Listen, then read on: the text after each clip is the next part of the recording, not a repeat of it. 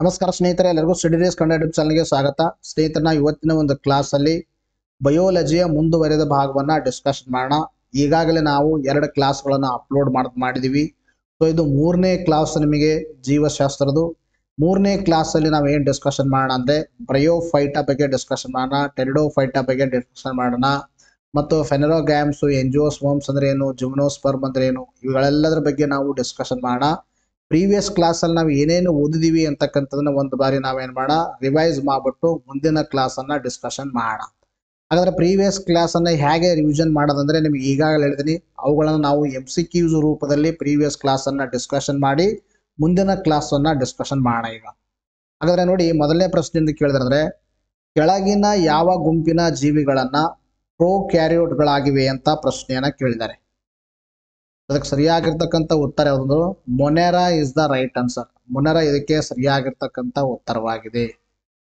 ಹಾಗಾದ್ರೆ ಇಲ್ಲಿ ಪ್ರೋಕ್ಯಾರಿಯೋಟ್ ಅಂದ್ರೆ ಏನು, ಯು ಕ್ಯಾರಿಯೋಟ್ ಅಂದ್ರೆ ಏನು ಅಂತ ಈ ಪ್ರಶ್ನೆ ಬರುತ್ತೆ. ಸೊ ಪ್ರೋಕ್ಯಾರಿಯೋಟ್ ಅಂದ್ರೆ ಏನಂದ್ರೆ ಇವುಗಳು ಕೂಡ ಒಂಥರ ಜೀವಿಗಳು. ಇವುಗಳು ಕೂಡ ಜೀವಿಗಳು.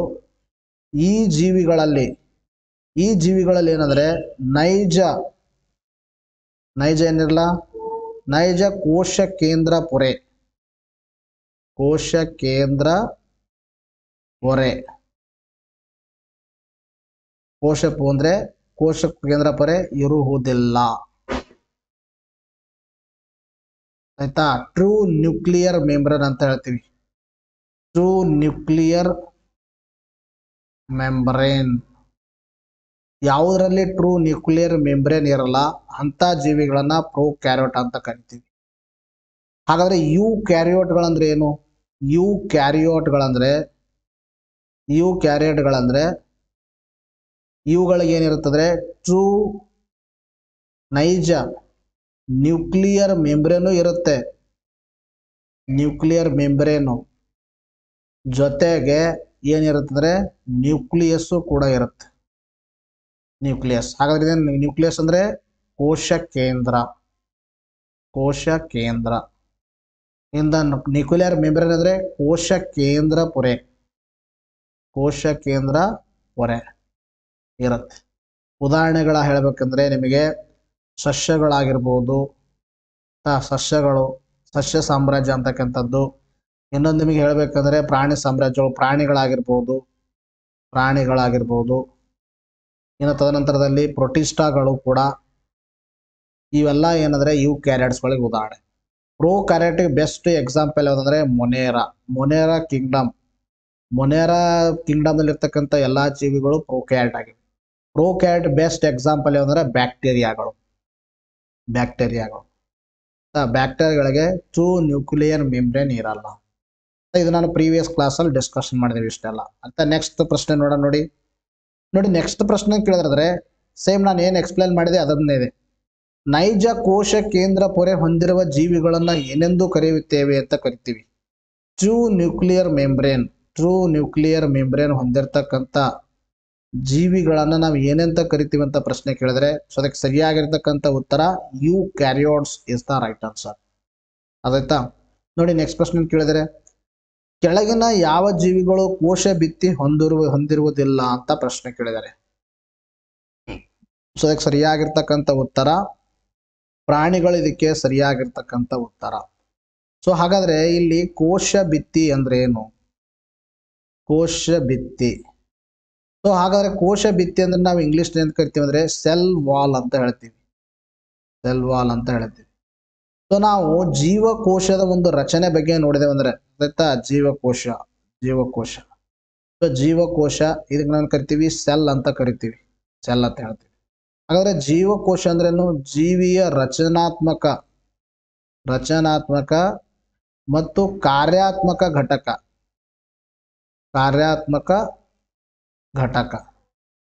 ಹಾಗಾದ್ರೆ ರಚನಾತ್ಮಕ ಅಂದ್ರೆ ಏನು, ಕಾರ್ಯಾತ್ಮಕ ಅಂದ್ರೆ ಏನು? ಪ್ರತಿಯೊಂದು ಜೀವಿಯು ಜೀವಕೋಶದಿಂದ ಮಾಡಲ್ಪಟ್ಟಿದೆ, ಇದು ರಚನಾತ್ಮಕ. ಇನ್ನು ಪ್ರತಿಯೊಂದು ಜೀವಿದಲ್ಲಿ ಏನೇ ಕಾರ್ಯ ಆಗ್ಬೇಕಂದ್ರೂ ಅದಕ್ಕೆ ಜೀವಕೋಶ ಬೇಕಾಗಿದೆ. ಜೀವಕೋಶ ಇಲ್ಲದೆ ಕಾರ್ಯನೇ ನಡೆಯಲ್ಲ. ಅದಕ್ಕೆ ನಾವು ಕಾರ್ಯಾತ್ಮಕ ಕರಿತೀವಿ. ರಚನಾತ್ಮಕ ಕಾರ್ಯಾತ್ಮಕ ಘಟಕವನ್ನ ನಾವು ಜೀವಕೋಶ ಅಂತ ಕರಿತೀವಿ. ಸೊ ಜೀವಕೋಶ ನಾವು ಇನ್ ಜನರಲಿ ನೋಡಿದೇವೆ ಅಂದ್ರೆ ಇದು ಯಾವ ತರ ಇರುತ್ತೆ ಅಂದ್ರೆ ಈ ತರ ಇರುತ್ತೆ. ಇದು ಹೊರಗಡೆ ಇರ್ತಕ್ಕಂಥದ್ದು ಏನಂದ್ರೆ ಸೆಲ್ ವಾಲ್ ಅಂತ ಕರಿತೀವಿ, ಸೆಲ್ ವಾಲ್. ಇನ್ನು ಒಳಗಡೆ ಇರ್ತಕ್ಕಂಥದ್ದು ಏನು ಕರಿತೀವಿ ಅಂದ್ರೆ ನಾವು ಇದಕ್ಕೆ ಪ್ಲಾಸ್ಮಾ ಅಂತ ಕರಿತೀವಿ, ಪ್ಲಾಸ್ಮಾ ಅಂತ ಕರಿತೀವಿ. ಇದಕ್ಕೇನು ಕರಿತೀವಿ ನಾವು ಕೋಶ ಕೇಂದ್ರ ಪೊರೆ, ಕೋಶ ಕೇಂದ್ರ ಪೊರೆ ಅಂತ ಕರಿತೀವಿ. ಇನ್ನು ಒಳಗಡೆ ಇರ್ತಕ್ಕಂಥದಕ್ಕೆ ಏನು ಕರಿತೀವಿ ನಾವು ಕೋಶ ಕೇಂದ್ರ ಅಂತ ಕರಿತೀವಿ, ಕೋಶ ಕೇಂದ್ರ. ಕೋಶ ಕೇಂದ್ರ, ಕೋಶ ಕೇಂದ್ರ ಪೊರೆ, ಪ್ಲಾಸ್ಮಾ, ಶಲ್ವಾಲ್. ಅರ್ಥ ಆಯ್ತಾ? ಇದಕ್ಕೆ ನಾವು ಶಲ್ವಾಲ್ ಅಂದ್ರೆ ಕನ್ನಡದಲ್ಲಿ ಕೋಶ ಪೊರೆ, ಕೋಶ ಪೊರೆ ಅಂತ ಹೇಳ್ತೀವಿ. ಸೊ ಎಲ್ಲವನ್ನ ಹೊರತುಪಡಿಸಿ ಆಯ್ತಾ, ಎಲ್ಲವನ್ನ ಹೊರತುಪಡಿಸಿ ಸೆಲ್ವಾಲ್ ಅಂತಕ್ಕಂಥದ್ದು, ಕೋಶ ಭಿತ್ತಿ ಅಂತಕ್ಕಂಥದ್ದು ಜೀವಕೋಶಕ್ಕೆ ರಕ್ಷಣೆಯನ್ನ ನೀಡುವ ಆಯ್ತಾ, ಜೀವಕೋಶಕ್ಕೆ ರಕ್ಷಣೆಯನ್ನು ನೀಡುವ ಕೋಶ ಭಿತ್ತಿ ಅಂತಕ್ಕಂಥದ್ದು ಎಲ್ಲಿ ಕಂಡು ಬರುತ್ತೆ ಅಂದ್ರೆ ಸಸ್ಯಗಳಲ್ಲಿ ಕಂಡು ಬರುತ್ತೆ, ಸಸ್ಯಗಳಲ್ಲಿ ಕಂಡು ಬರುತ್ತೆ. ಜೊತೆ ಜೊತೆಗೆ ಶಿಲೀಂಧ್ರಗಳಲ್ಲೂ ಕೂಡ ಕಂಡು ಬರುತ್ತೆ, ಶಿಲೀಂಧ್ರಗಳಲ್ಲಿ ಕೂಡ ಕಂಡು ಬರುತ್ತೆ. ಆದರೆ ಪ್ರಾಣಿಯಲ್ಲಿ ಕಂಡು ಬರುವುದಿಲ್ಲ. Very very important. This is main difference between the cell of the plant to cell of the animal. ಒಂದು ಎಕ್ಸಾಂಪಲ್, ಒಂದು ಮೇನ್ ಡಿಫರೆನ್ಸ್ ಅದತ್ತ. ಪ್ರಾಣಿ ಜೀವಕೋಶದಲ್ಲಿ ಕೋಶ ಭಿತ್ತಿ ಇರಲ್ಲ, ಸಸ್ಯ ಒಂದು ಜೀವಕೋಶದಲ್ಲಿ ಕೋಶ ಭಿತ್ತಿ ಇರುತ್ತೆ ಅಂತಕ್ಕಂಥದ್ದು ಅದೈತೆ ನಿಮಗೆ ಗೊತ್ತಿರಬೇಕು. ಎಸ್, ನೆಕ್ಸ್ಟ್ ನೋಡ ನೋಡಿ. ನೆಕ್ಸ್ಟ್ ಪ್ರಶ್ನೆ ಕೇಳಿದ್ರೆ ಕ್ರಿಪ್ಟೋಗ್ರಾಮ್ಗಳು ಯಾವ ರೀತಿಯ ಸಸ್ಯಗಳಾಗಿವೆ ಅಂತ ಪ್ರಶ್ನೆ ಕೇಳಿದ್ದಾರೆ. ಅದಕ್ಕೆ ಸರಿಯಾಗಿರ್ತಕ್ಕಂಥ ಉತ್ತರ ಅಂದರೆ ಇವೇನಂದ್ರೆ ಹೂ ಬಿಡದ ಸಸ್ಯಗಳು ಅಥವಾ ಕ್ರಿಪ್ಟೋಗ್ರಾಮ್ಸ್. ನಾವು ಏನ್ ಮಾಡಿದೀವಿ ಅಂದ್ರೆ ಸಸ್ಯಗಳನ್ನ ಸಸ್ಯಗಳನ್ನ ಪ್ರಮುಖವಾಗಿ ಎರಡು ವಿಧಗಳಾಗಿ ವಿಂಗಡಣೆ ಮಾಡಿದೀವಿ. ಎರಡು ವಿಧಗಳೇನೆಂದ್ರೆ ಹೂ ಬಿಡುವ ಹೂ ಬಿಡುವ ಸಸ್ಯಗಳು, ತದನಂತರದಲ್ಲಿ ಹೂ ಬಿಡದ ಸಸ್ಯಗಳು, ಹೂ ಬಿಡದ ಸಸ್ಯಗಳು. ಹಾಗಾದ್ರೆ ಇವು ಹೂ ಬಿಡುವ ಸಸ್ಯಗಳನ್ನ ನಾವೇನು ಕರಿತೀವಿ ಕ್ರಿಪ್ಟೋಗ್ರಾಮ್ಸ್ ಅಂತ ಕರಿತೀವಿ, ಕ್ರಿಪ್ಟೋಗ್ರಾಮ್ಸ್.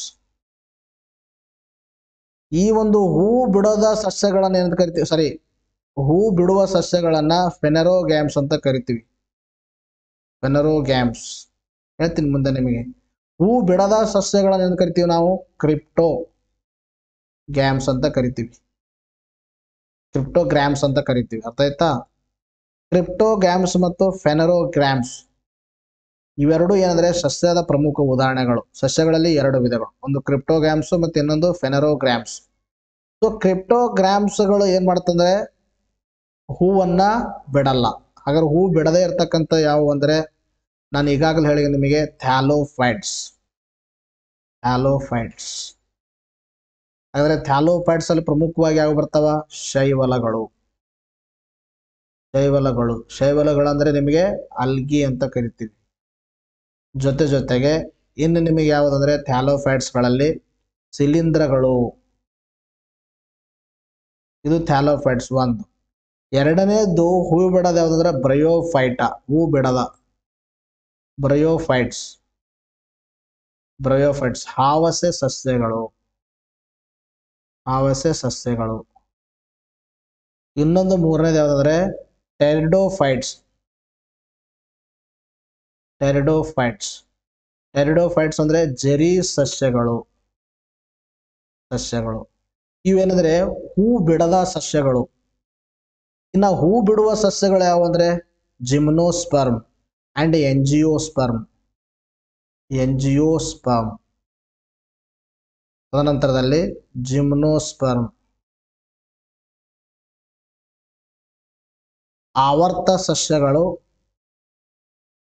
ಅನಾವೃತ ಸಸ್ಯಗಳು. ಅದಕ್ಕೆ ಆವರ್ತ ಸಸ್ಯಗಳು, ಅನಾವೃತ ಸಸ್ಯಗಳು, ಇವು ಸಸ್ಯಗಳಲ್ಲಿ ಬರುತ್ತೆ. ಈಗಾಗಲೇ ನಾವು ಇದರಲ್ಲಿ ಯಾವ ಡಿಸ್ಕಷನ್ ಮಾಡಿದೀವಿ, ಕ್ರಿಪ್ಟೋಗ್ರಾಮ್ಸ್ಗಳಲ್ಲಿ ನಾವೇನ್ ಮಾಡಿದ್ವಿ ಥ್ಯಾಲೋಫೈಟ್ಸ್ ಡಿಸ್ಕಷನ್ ಮಾಡಿದ್ವಿ. ಥ್ಯಾಲೋಫೈಟ್ಸ್ ಅಲ್ಲಿ ಶೈವಲಗಳ ಬಗ್ಗೆ ಡಿಸ್ಕಷನ್ ಮಾಡಿದ್ವಿ.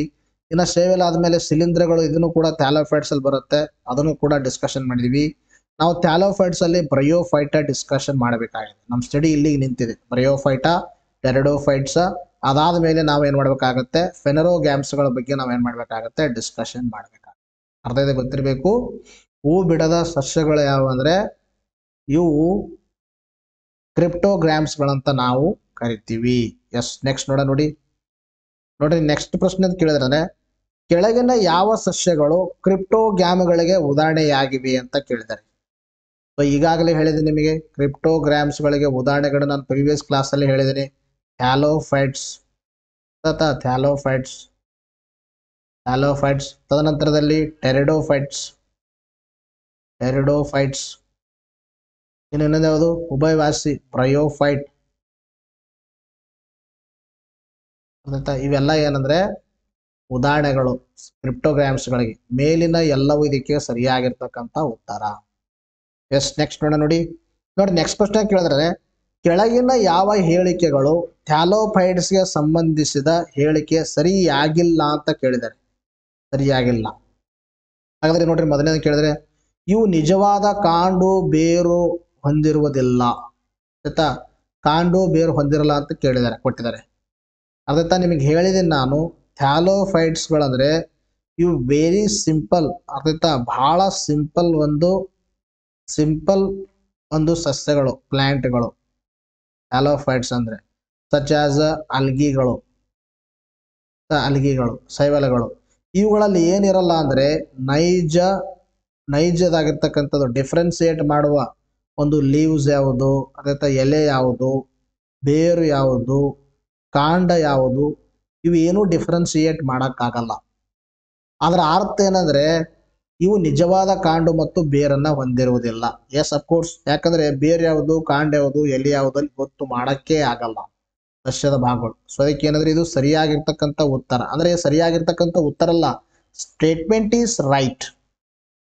ತದನಂತರದಲ್ಲಿ ಥ್ಯಾಲೋಫೈಟ್ಸ್ಗಳು ಶೈವಾಲಗಳ ಗುಂಪು ಎಂದು ಕರೆಯುತ್ತಾರೆ. Yes, it is right. ಹೇಳಿದೆ ನಿಮಗೆ, ಥ್ಯಾಲೋಫೈಟ್ಸ್ಗಳ ಗುಂಪನ್ನ ನಾವೆಂತ ಕರಿತೀವಿ, ಶೈವಾಲಗಳ ಗುಂಪು ಅಂತಾನೂ ಕೂಡ ಕರಿತೀವಿ. ಆಯ್ತಾ, ಶೈವಾಲಗಳ ಗುಂಪು ಅಂತಾನೂ ಕೂಡ ಕರಿತೀವಿ ಈ ಥ್ಯಾಲೋಫೈಟ್ಸ್ ಅನ್ನ. ಇದನ್ನು ಕೂಡ ಸರಿಯಾಗಿರ್ತಕ್ಕಂಥದ್ದು ಸ್ಟೇಟ್ಮೆಂಟು. ಇವು ಜೈಲಮ್ ಮತ್ತು ಫ್ಲೋಯಮ್ ಅನ್ನ ಹೊಂದಿರುವುದಿಲ್ಲ ಅಂತ ಪ್ರಶ್ನೆ ಕೇಳಿದೆ. ನೋಡಿ, ನಾನು ಏನು ಹೇಳಿದೆ, these are very simple plants ಅಂತ ಹೇಳಿದ್ದೆ. ಸಿಂಪಲ್ ಇಂಥ ಪ್ಲಾಂಟ್ಸ್ಗಳಲ್ಲಿ ಒಂದು ಕಾಂಪ್ಲೆಕ್ಸ್ ಒಂದು ಟಿಶ್ಯೂಗಳು, ಟಿಶ್ಯೂ ಹೇಳುವಾಗ ಹೇಳ್ತೀನಿ ನಿಮಗೆ, ಕಾಂಪ್ಲೆಕ್ಸ್ ಟಿಶ್ಯೂಗಳಾಗಿರ್ತಕ್ಕಂಥ ಒಂದು ಜೈಲಮ್, ಇನ್ನೊಂದು ಯಾವ್ದಂದ್ರೆ ಫ್ಲೋಯಮ್ ಅಂತಕ್ಕಂಥದ್ದು. ಜೈಲಮ್ ಮತ್ತು ಫ್ಲೋಯಮ್ ಎರಡೂ ಏನಲ್ಲ ಇರಲ್ಲ. ಜೈಲಮ್ ಮತ್ತು ಫ್ಲೋಯಮ್ ಇರಲ್ಲ. ಹಾಗಾದ್ರೆ ಜೈಲಮ್ ಏನ್ ಕಾರ್ಯ ಮಾಡುತ್ತೆ, ಫ್ಲೋಯಮ್ ಏನ್ ಕಾರ್ಯ ಮಾಡುತ್ತೆ ಅಂತಕ್ಕಂಥದ್ದು. ಇಲ್ಲಿ ಜೈಲಮ್ ಏನ್ ಮಾಡುತ್ತಂದ್ರೆ ನೀರು ಮತ್ತು ಇತರ ಲವಣಾಂಶಗಳನ್ನ ಬೇರಿನಿಂದ ಎಲೆ, ಹೂವು ಇವುಗಳಿಗೆ ಏನಾಗುತ್ತೆ, ಸಸ್ಯಕ್ಕೆ ಸಾಗಿಸುತ್ತೆ ಬೇರಿನಿಂದ. ಹಾಗಾದ್ರೆ ಫ್ಲೋಯಮ್ ಏನ್ ಮಾಡುತ್ತಂದ್ರೆ ಈ ಒಂದು ಎಲೆಯಿಂದ, ಹೂವು ಅಂದ್ರೆ ಮೇಲಿನ ಭಾಗದಿಂದ, ಸಸ್ಯದ ಮೇಲಿನ ಭಾಗದಿಂದ ಸ್ಟೋರ್ ಆಗಿರ್ತಕ್ಕಂಥ ಫುಡ್ ಅನ್ನ, ದಟ್ ಈಸ್ ಪರ್ಟಿಕ್ಯುಲರ್ಲಿ ಸ್ಟಾರ್ಚ್ ರೂಪದಲ್ಲಿರ್ತಕ್ಕಂಥ ಒಂದು ಆಹಾರವನ್ನ ಬೇರಿನವರೆಗೆ ಏನ್ ಮಾಡುತ್ತೆ, ಸಪ್ಲೈ ಮಾಡುತ್ತೆ. This is phloem, this is xylem. ಅರ್ಥ, ಜೈಲಮ್ ಮತ್ತು ಫ್ಲೋಯಮ್ ಎರಡೂ ಇರುವುದಿಲ್ಲ. ಅರ್ಥ, ಇದರಲ್ಲಿರಲ್ಲ thallophytes. Of course the statement is also right.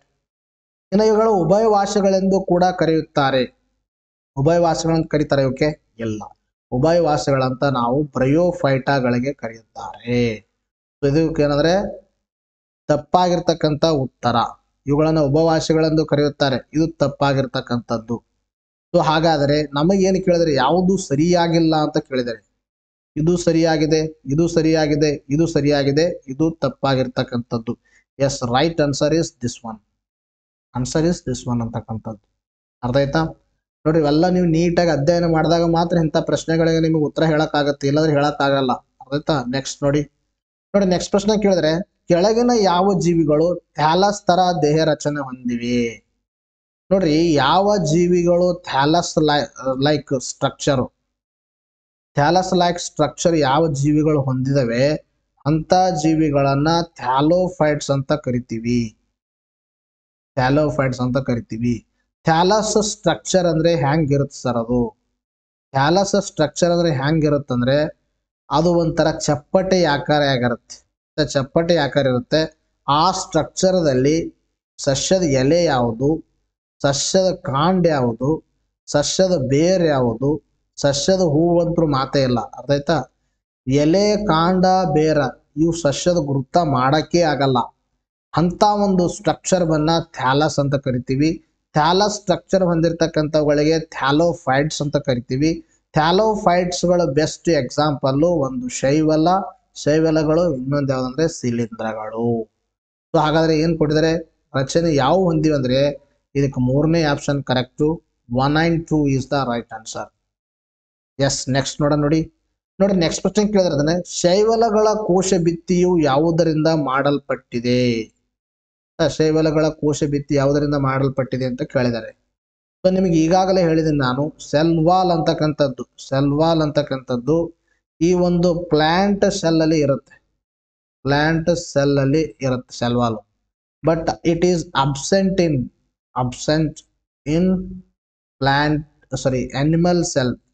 Animal cell ಅಲ್ಲಿ ಅಬ್ಸೆಂಟ್ ಇರುತ್ತೆ.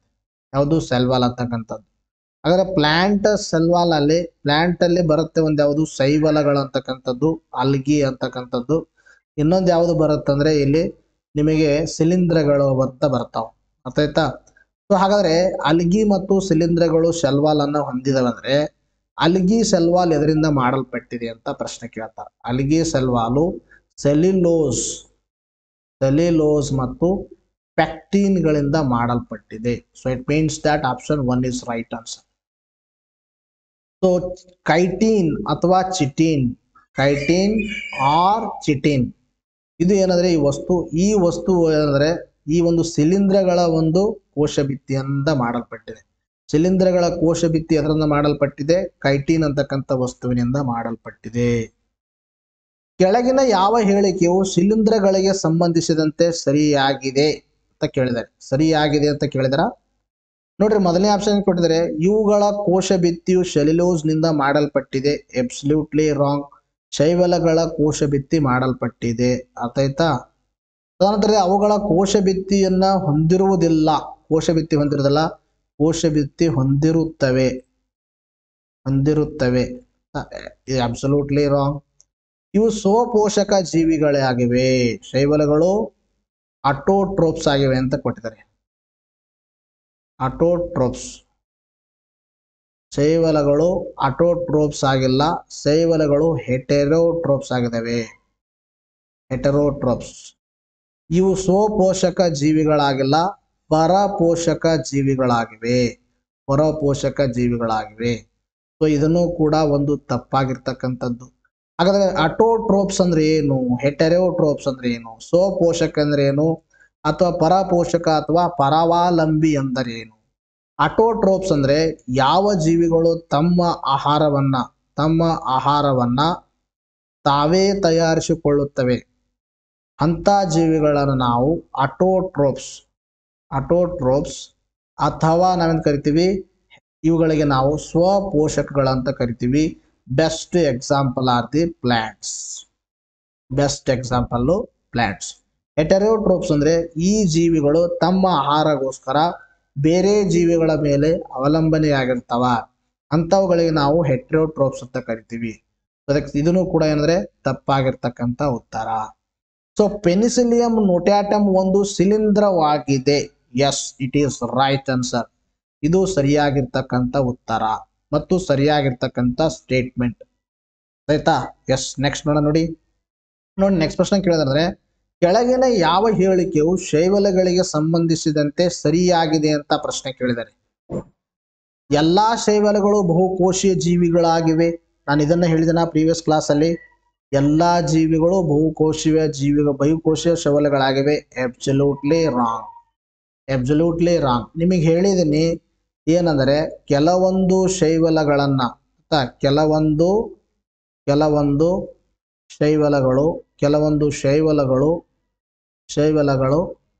ಅವು ಏನಾಗಿರ್ತಾವಂದ್ರ ಏಕಕೋಶಿಯಾಗಿವೆ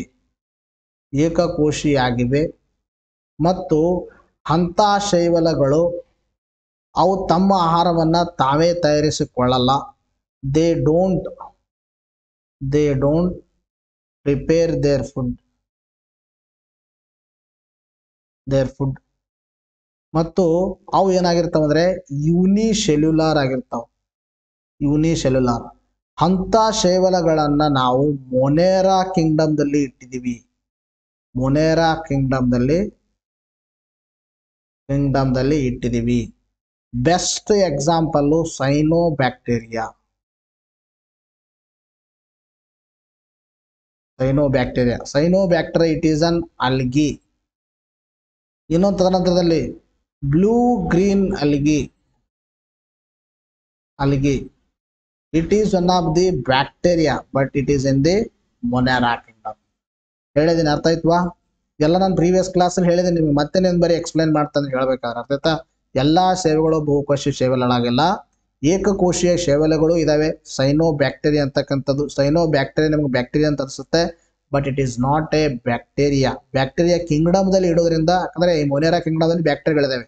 ಸೊ ಆ ಒಂದು ಕಿಂಗ್ಡಮ್ದಲ್ಲಿ ಇಡೋದ್ರಿಂದ ಇವುಗಳಿಗೆ ನಾವು ಸೈನೋಬ್ಯಾಕ್ಟೀರಿಯಾ ಅಂತ ಹೇಳ್ತೀವಿ ಹೊರತು ಅವುಗಳು ಏನಂದ್ರೆ ಬ್ಯಾಕ್ಟೀರಿಯಾಗಳಲ್ಲ. ಸೈನೋಬ್ಯಾಕ್ಟೀರಿಯಾ ಒಂದು ಏಕಕೋಶೀಯ ಶೈವಲೆಯಾಗಿದ್ದು ಅದನ್ನ ಮೊನೇರಾ ಕಿಂಗ್ಡಮ್ದಲ್ಲಿ ಇಟ್ಟಿದ್ವಿ. ಅದರ ಅರ್ಥ ಶೈವಲಗಳು ಏಕಕೋಶೀಯ ಜೀವಿಗಳು ಕೂಡ ಆಗಿರುತ್ತವ. So it means that it is wrong. ಬಹುಕೋಶೀಯ ಶೈವಲಗಳು ಮೊನೇರಾ ಸಾಮ್ರಾಜ್ಯದಲ್ಲಿವೆ. Absolutely wrong. Just I am explained. ಏಕಕೋಶೀಯ ಶೈವಲಗಳು, ಯುನಿಸೆಲ್ಯುಲಾರ್ ಒಂದು ಶೈವಲಗಳು ಮೊನೇರಾ ಸಾಮ್ರಾಜ್ಯದಲ್ಲಿ ಇವೆ. ಇನ್ನು ಸೈನೋಬ್ಯಾಕ್ಟೀರಿಯಾ ಒಂದು ಶೈವಲ ಆಗಿದೆ. ಎಬ್ಸಲ್ಯೂಟ್ಲಿ ರೈಟ್. ಶೈವಲಗಳು ಹಾನಿಕಾರಿಯಾಗಿಲ್ಲ. ನೋಡಿ, ಇದು ಶೈವಲಗಳು ಹಾನಿಕಾರಿಯಾಗಿಲ್ವಾ?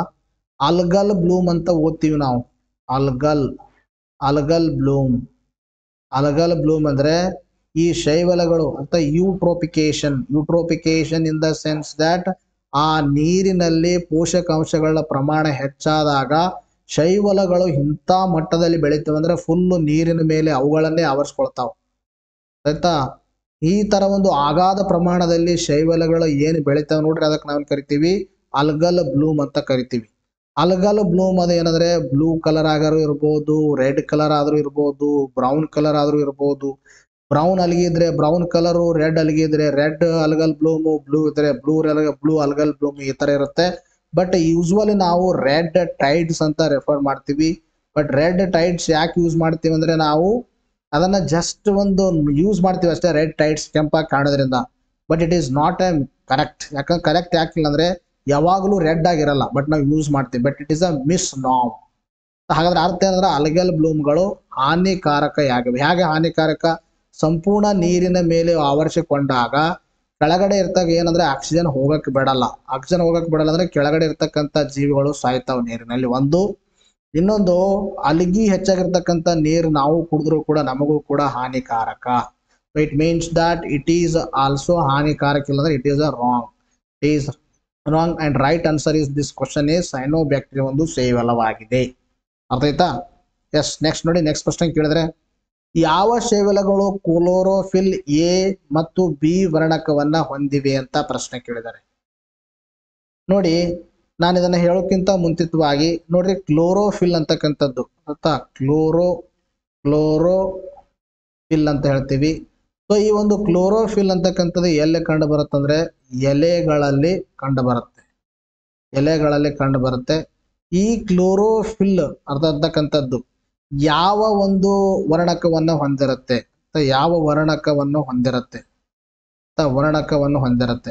ಅದರ ಆಧಾರದ ಮೇಲೆ ನಾವು ಶೈವಲಗಳನ್ನ ಏನ್ ಮಾಡಿದೀವಿ ಅಂದ್ರೆ ಡಿವೈಡ್ ಮಾಡಿದೀವಿ. ಒಂದು ಕೆಂಪು ಶೈವಲ ಅಂತ ಮಾಡಿದೀವಿ, ಇನ್ನೊಂದು ನಾವೇನ್ ಮಾಡ್ತೀವಿ ಅಂದ್ರೆ ಕಂದು ಶೈವಲ ಅಂತ ಮಾಡಿದೀವಿ, ಇನ್ನೊಂದು ಯಾವ್ದಂದ್ರೆ ಹಸಿರು ಶೈವಲ ಅಂತ ಮಾಡಿದೀವಿ. ಅದರ ಆಧಾರದ ಮೇಲೆ ಕ್ಲೋರೋಫಿಲ್ ಇರ್ತಕ್ಕಂಥ ವರ್ಣಕಗಳು ಅರ್ಥ ಆಯ್ತಾ? ವರ್ಣಕಗಳ ಆಧಾರದ ಮೇಲೆ. ಹಾಗಾದ್ರೆ ಹಸಿರು ಶೈವಲದಲ್ಲಿ ಯಾವ ಇರ್ತಾವ? ಕ್ಲೋರೋಫಿಲ್ ಎ ಮತ್ತು ಬಿ ಇರ್ತಾವ ಹಸಿರದಲ್ಲಿ. ಇನ್ನ ಕಂದದಲ್ಲಿ ಎ ಮತ್ತು ಸಿ ಇರ್ತಾವ.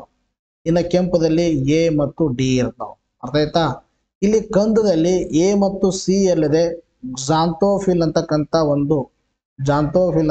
ವರ್ಣಕ ಇರ್ತದ. ಇನ್ನು ಕೆಂಪುದಲ್ಲಿ ಪೈಕೋ ಎರಿತ್ರಿನ್ ಅಂತಕ್ಕಂಥ ಒಂದು ವರ್ಣಕ ಇರ್ತದೆ. ಅದಕ್ಕದು ಕೆಂಪಾಗಿ ಕಾಣಿಸ್ತದೆ. ಅರ್ಥ ಆಯ್ತಾ? ಸೊ ಹಾಗಾದ್ರೆ ಎ ಬಿ ಅಂದ್ರೆ ಎದ್ರಾಗ ಬರಬೇಕು? ಎ ಬಿ ಅಂದ್ರೆ ಹಸಿರು ಶೈವಲಗಳಿದಕ್ಕೆ ಸರಿಯಾಗಿರ್ತಕ್ಕಂಥ ಉತ್ತರವಾಗಿದೆ. ಹಾಗಾದ್ರೆ ಕ್ಲೋರೋಫಿಲ್ ನ ಕಾರ್ಯವೇನು? ಕ್ಲೋರೋಫಿಲ್ ಏನ್ ಮಾಡತ್ತಂದ್ರೆ ಸನ್ಲೈಟ್ ಅನ್ನ ಅಬ್ಸಾರ್ವ್ ಮಾಡ್ಕೊಳ್ಳಕ್ಕೆ ಸಹಾಯ ಮಾಡುತ್ತೆ. ಸನ್ಲೈಟ್ ಯಾಕೆ ಅಬ್ಸಾರ್ವ್ ಮಾಡ್ಕೊಳ್ಳುತ್ತೆ? ಅಂದ್ರೆ ಫುಡ್ ಅನ್ನ ಪ್ರಿಪರೇಷನ್ ಮಾಡೋಗೋಸ್ಕರ ಸೊ ಹಾಗಾದ್ರೆ ಫುಡ್ ಅನ್ನ ಪ್ರಿಪರೇಷನ್ ಯಾವ ತರ ಕಾರ್ಬನ್ ಡೈಆಕ್ಸೈಡ್ ಅನ್ನ ತಗೊಂಡು ವಾಟರ್ H2O ಅನ್ನ ತಗೊಂಡು ಸನ್ಲೈಟ್ ಅನ್ನ ತಗೊಂಡು ಅದಾದ ಮೇಲೆ ಸನ್ಲೈಟ್ ತಗೊಂಡು ಅವೇನ್ ಮಾಡ್ತಾವ ಅಂದ್ರೆ ಫುಡ್ ಅನ್ನ ತಯಾರು ಮಾಡ್ತಾವ. Food that is in the form of starch ರೂಪದಲ್ಲಿ ತಯಾರು ಮಾಡ್ತಾವ. ಪ್ಲಸ್ ಏನಾಗುತ್ತೆ ಅಂದ್ರೆ O2 ಹೊರಗಡೆ ಹೋಗುತ್ತೆ. ಸೊ ಈ ಒಂದು ಪ್ರಕ್ರಿಯೆಯನ್ನ ನಾವೇನ್ ಕರಿತೀವಿ ಫೋಟೋಸಿಂಥೆಸಿಸ್ ಅಂತ ಕರಿತೀವಿ. ಫೋಟೋಸಿಂಥೆಸಿಸ್ ಎಲ್ಲಿ ನಡೆಯುತ್ತೆ? ಅದು ಸಸ್ಯಗಳಲ್ಲಿ ನಡೆಯುತ್ತೆ, ಶೈವಲೆಗಳಲ್ಲೂ ಕೂಡ ನಡೆಯುತ್ತೆ. ಅರ್ಥ ಆಯ್ತಾ? ಫೋಟೋಸಿಂಥೆಸಿಸ್ ಎದಕ್ಕೆ ಫೋಟೋಸಿಂಥೆಸಿಸ್ ಆಗ್ಬೇಕಾದ್ರೆ ಎಲೆಯಲ್ಲಿರ್ತಕ್ಕಂಥ ಕ್ಲೋರೋಫಿಲ್ ಏನ್ ಮಾಡುತ್ತೆ? ಸೂರ್ಯನ ಬೆಳಕನ್ನ ಅಬ್ಸಾರ್ವ್ ಮಾಡಕ್ಕೆ ಸಹಾಯ ಮಾಡುತ್ತೆ. ಅರ್ಥ ಆಯ್ತಾ? I hope you all are understanding this fact. Very important information ಇವೆಲ್ಲ. ನೋಡಿ ನೆಕ್ಸ್ಟ್ ಕ್ವೆಶ್ಚನ್ ಕೇಳಿದ್ರೆ, ಕಂದು ಶೈವಲೆಗಳು ಕೆಳಗಿನ ಯಾವ ವರ್ಣಕವನ್ನ ಹೊಂದಿವೆ? ನಾನೇನ್ ಹೇಳಿದೆ? ಹಸಿರು ಅಂತಕ್ಕಂಥದ್ದು. ಹಸಿರು ಯಾವುದು ಹೊಂದಿದೆ? ಎ ಮತ್ತು ಬಿ. ತದನಂತರದಲ್ಲಿ ಕೆಂಪು ಯಾವುದು ಹೊಂದಿದೆ? ಕಂದು ಯಾವುದು ಹೊಂದಿದೆ? ಎ ಮತ್ತು ಸಿ. ಇನ್ನು ಕೆಂಪು ಯಾವುದು ಹೊಂದಿದೆ? ಎ ಮತ್ತು ಡಿ. ಆಯ್ತಾ? ಅದಕ್ಕೆ ಕಂದು ಕೇಳಿದ್ರೆ ಇದಕ್ಕೆ AC is the right answer. That is the second option, chlorophyll AC. ನೋಡಿ ನೆಕ್ಸ್ಟ್ ಕ್ವೆಶ್ಚನ್ ಕೇಳಿದ್ರೆ, ಕೆಳಗಿನ ಯಾವ ಶೈವಲವು ಕ್ಸಾಂಥೋಫಿಲ್ ಎಂಬ ವರ್ಣಕವನ್ನ ಹೊಂದಿರುತ್ತೆ? ಕ್ಸಾಂಥೋಫಿಲ್ ಅಂದ್ರೆ ಕಂದು ಶೈವಲ ಏನ್ ಮಾಡುತ್ತೆ? ಕ್ಸಾಂಥೋಫಿಲ್ ಎಂಬ ವರ್ಣಕ ಹೊಂದಿರುತ್ತೆ. ಇನ್ನ ಪೈಕೋ ಎರಿಥ್ರಿನ್ ಅಂತಕ್ಕಂಥ ಎಲ್ಲಿ ಕಂಡು ಬರುತ್ತೆ ಅಂದ್ರೆ ದಟ್ ಈಸ್ ಕೆಂಪು ಶೈವಲದಲ್ಲಿ ಕಂಡು ಬರುತ್ತೆ. ಎಸ್. ನೋಡಿ ನೆಕ್ಸ್ಟ್ ಕ್ವೆಶ್ಚನ್ ಕೇಳಿದ್ರೆ, ಕೆಳಗಿನ ಯಾವ ಜೀವಿಗಳು ಫೆರಮೋನುಗಳನ್ನ ಉತ್ಪಾದಿಸುತ್ತವೆ ಅಂತ ಪ್ರಶ್ನೆ ಕೇಳಿದ್ದಾರೆ. ಸೊ ಕೆಳಗಿನ ಯಾವ ಜೀವಿಗಳು ಫೆರಮೋನುಗಳು ಉತ್ಪಾದನೆ ಮಾಡ್ತಾವ ಅಂದ್ರೆ ದಟ್ ಈಸ್ ಶಿಲೀಂಧ್ರಗಳು. ಇದಕ್ಕೆ ಸರಿಯಾಗಿರ್ತಕ್ಕಂಥ ಉತ್ತರ. ನೋಡ್ರಿ ಅರ್ಥ ಆಯ್ತಾ? ನಾನು ಇಲ್ಲಿವರೆಗೆ ಏನಂದ್ರೆ ಪ್ರೀವಿಯಸ್ ಕ್ಲಾಸ್ ಅಲ್ಲಿ ಏನ್ ಡಿಸ್ಕಷನ್ ಮಾಡಿದೀವಿ ಅಂತಕ್ಕಂಥದನ್ನ ನಾನೇನ್ ಮಾಡಿದೆ? MCQs ಅನ್ನ ಡಿಸ್ಕಷನ್ ಮಾಡಿದೆ. ಇದನ್ನ ಇವತ್ತಿನ ಕ್ಲಾಸ್ ಅಲ್ಲಿ ಏನ್ ಡಿಸ್ಕಷನ್ ಮಾಡೋದನ್ನೋದನ್ನ ಮತ್ತು ಪ್ರೀವಿಯಸ್ ಕ್ಲಾಸ್ ಅಲ್ಲಿ ಏನೇನ್ ಡಿಸ್ಕಷನ್ ಮಾಡಿದ್ವಿ ಅಂತಕ್ಕಂಥದನ್ನ ಸ್ವಲ್ಪ ನೀವು ರೀಕ್ಯಾಪ್ ಮಾಡೋಗೋಸ್ಕರ ನಾನು ಈ ಚಾರ್ಟ್ ಅನ್ನ ಹಾಕಿದ್ದೀನಿ. ನೋಡ್ರಿ ನಾವೇನ್ ಮಾಡಿದೀವಿ ಅಂದ್ರೆ ಸಸ್ಯಗಳನ್ನ 2 ವಿಧಗಳಾಗಿ ಮಾಡಿವಿ. ಸಸ್ಯಗಳು 2 ವಿಧ ಅಂದ್ರೆ ಕ್ರಿಪ್ಟೋಗ್ರಾಮ್ಸ್ ಅಂತ ಒಂದು, ಇನ್ನೊಂದು ಫೆನರೋಗ್ಯಾಮ್ಸ್ ಅಂತಕ್ಕಂಥದ್ದು. Cryptogams and phanerogams. So cryptogams ಅಂದ್ರೆ ಏನು? ಹೂ ಬಿಡದ ಇವಂದ್ರೆ ಹೂ ಬಿಡುವ ಸಸ್ಯ. ಇನ್ನ ಕ್ರಿಪ್ಟೋಗ್ರಾಮ್ಸ್ ಅಲ್ಲಿ ಥ್ಯಾಲೋಫೈಟ್ಸ್ ಬರ್ತಾವ, ಟೆರಿಡೋಫೈಟ್ಸ್ ಬರ್ತಾವ, ಬ್ರಯೋಫೈಟ್ಸ್ ಬರ್ತಾವ. ಇನ್ನ ಫೆನರೋಗ್ರಾಮ್ಸ್ ಅಲ್ಲಿ ಜಿಮ್ನೋಸ್ಪರ್ಮ್ ಬರ್ತಾವ, ಎಂಜಿಯೋಸ್ಪರ್ಮ್ ಬರ್ತಾವ. ಹಾಗಾದ್ರೆ ಜಿಮ್ನೋಸ್ಪರ್ಮ್ ಅಂದ್ರೆ ಏನು? ಅನಾವೃತ ಸಸ್ಯಗಳು.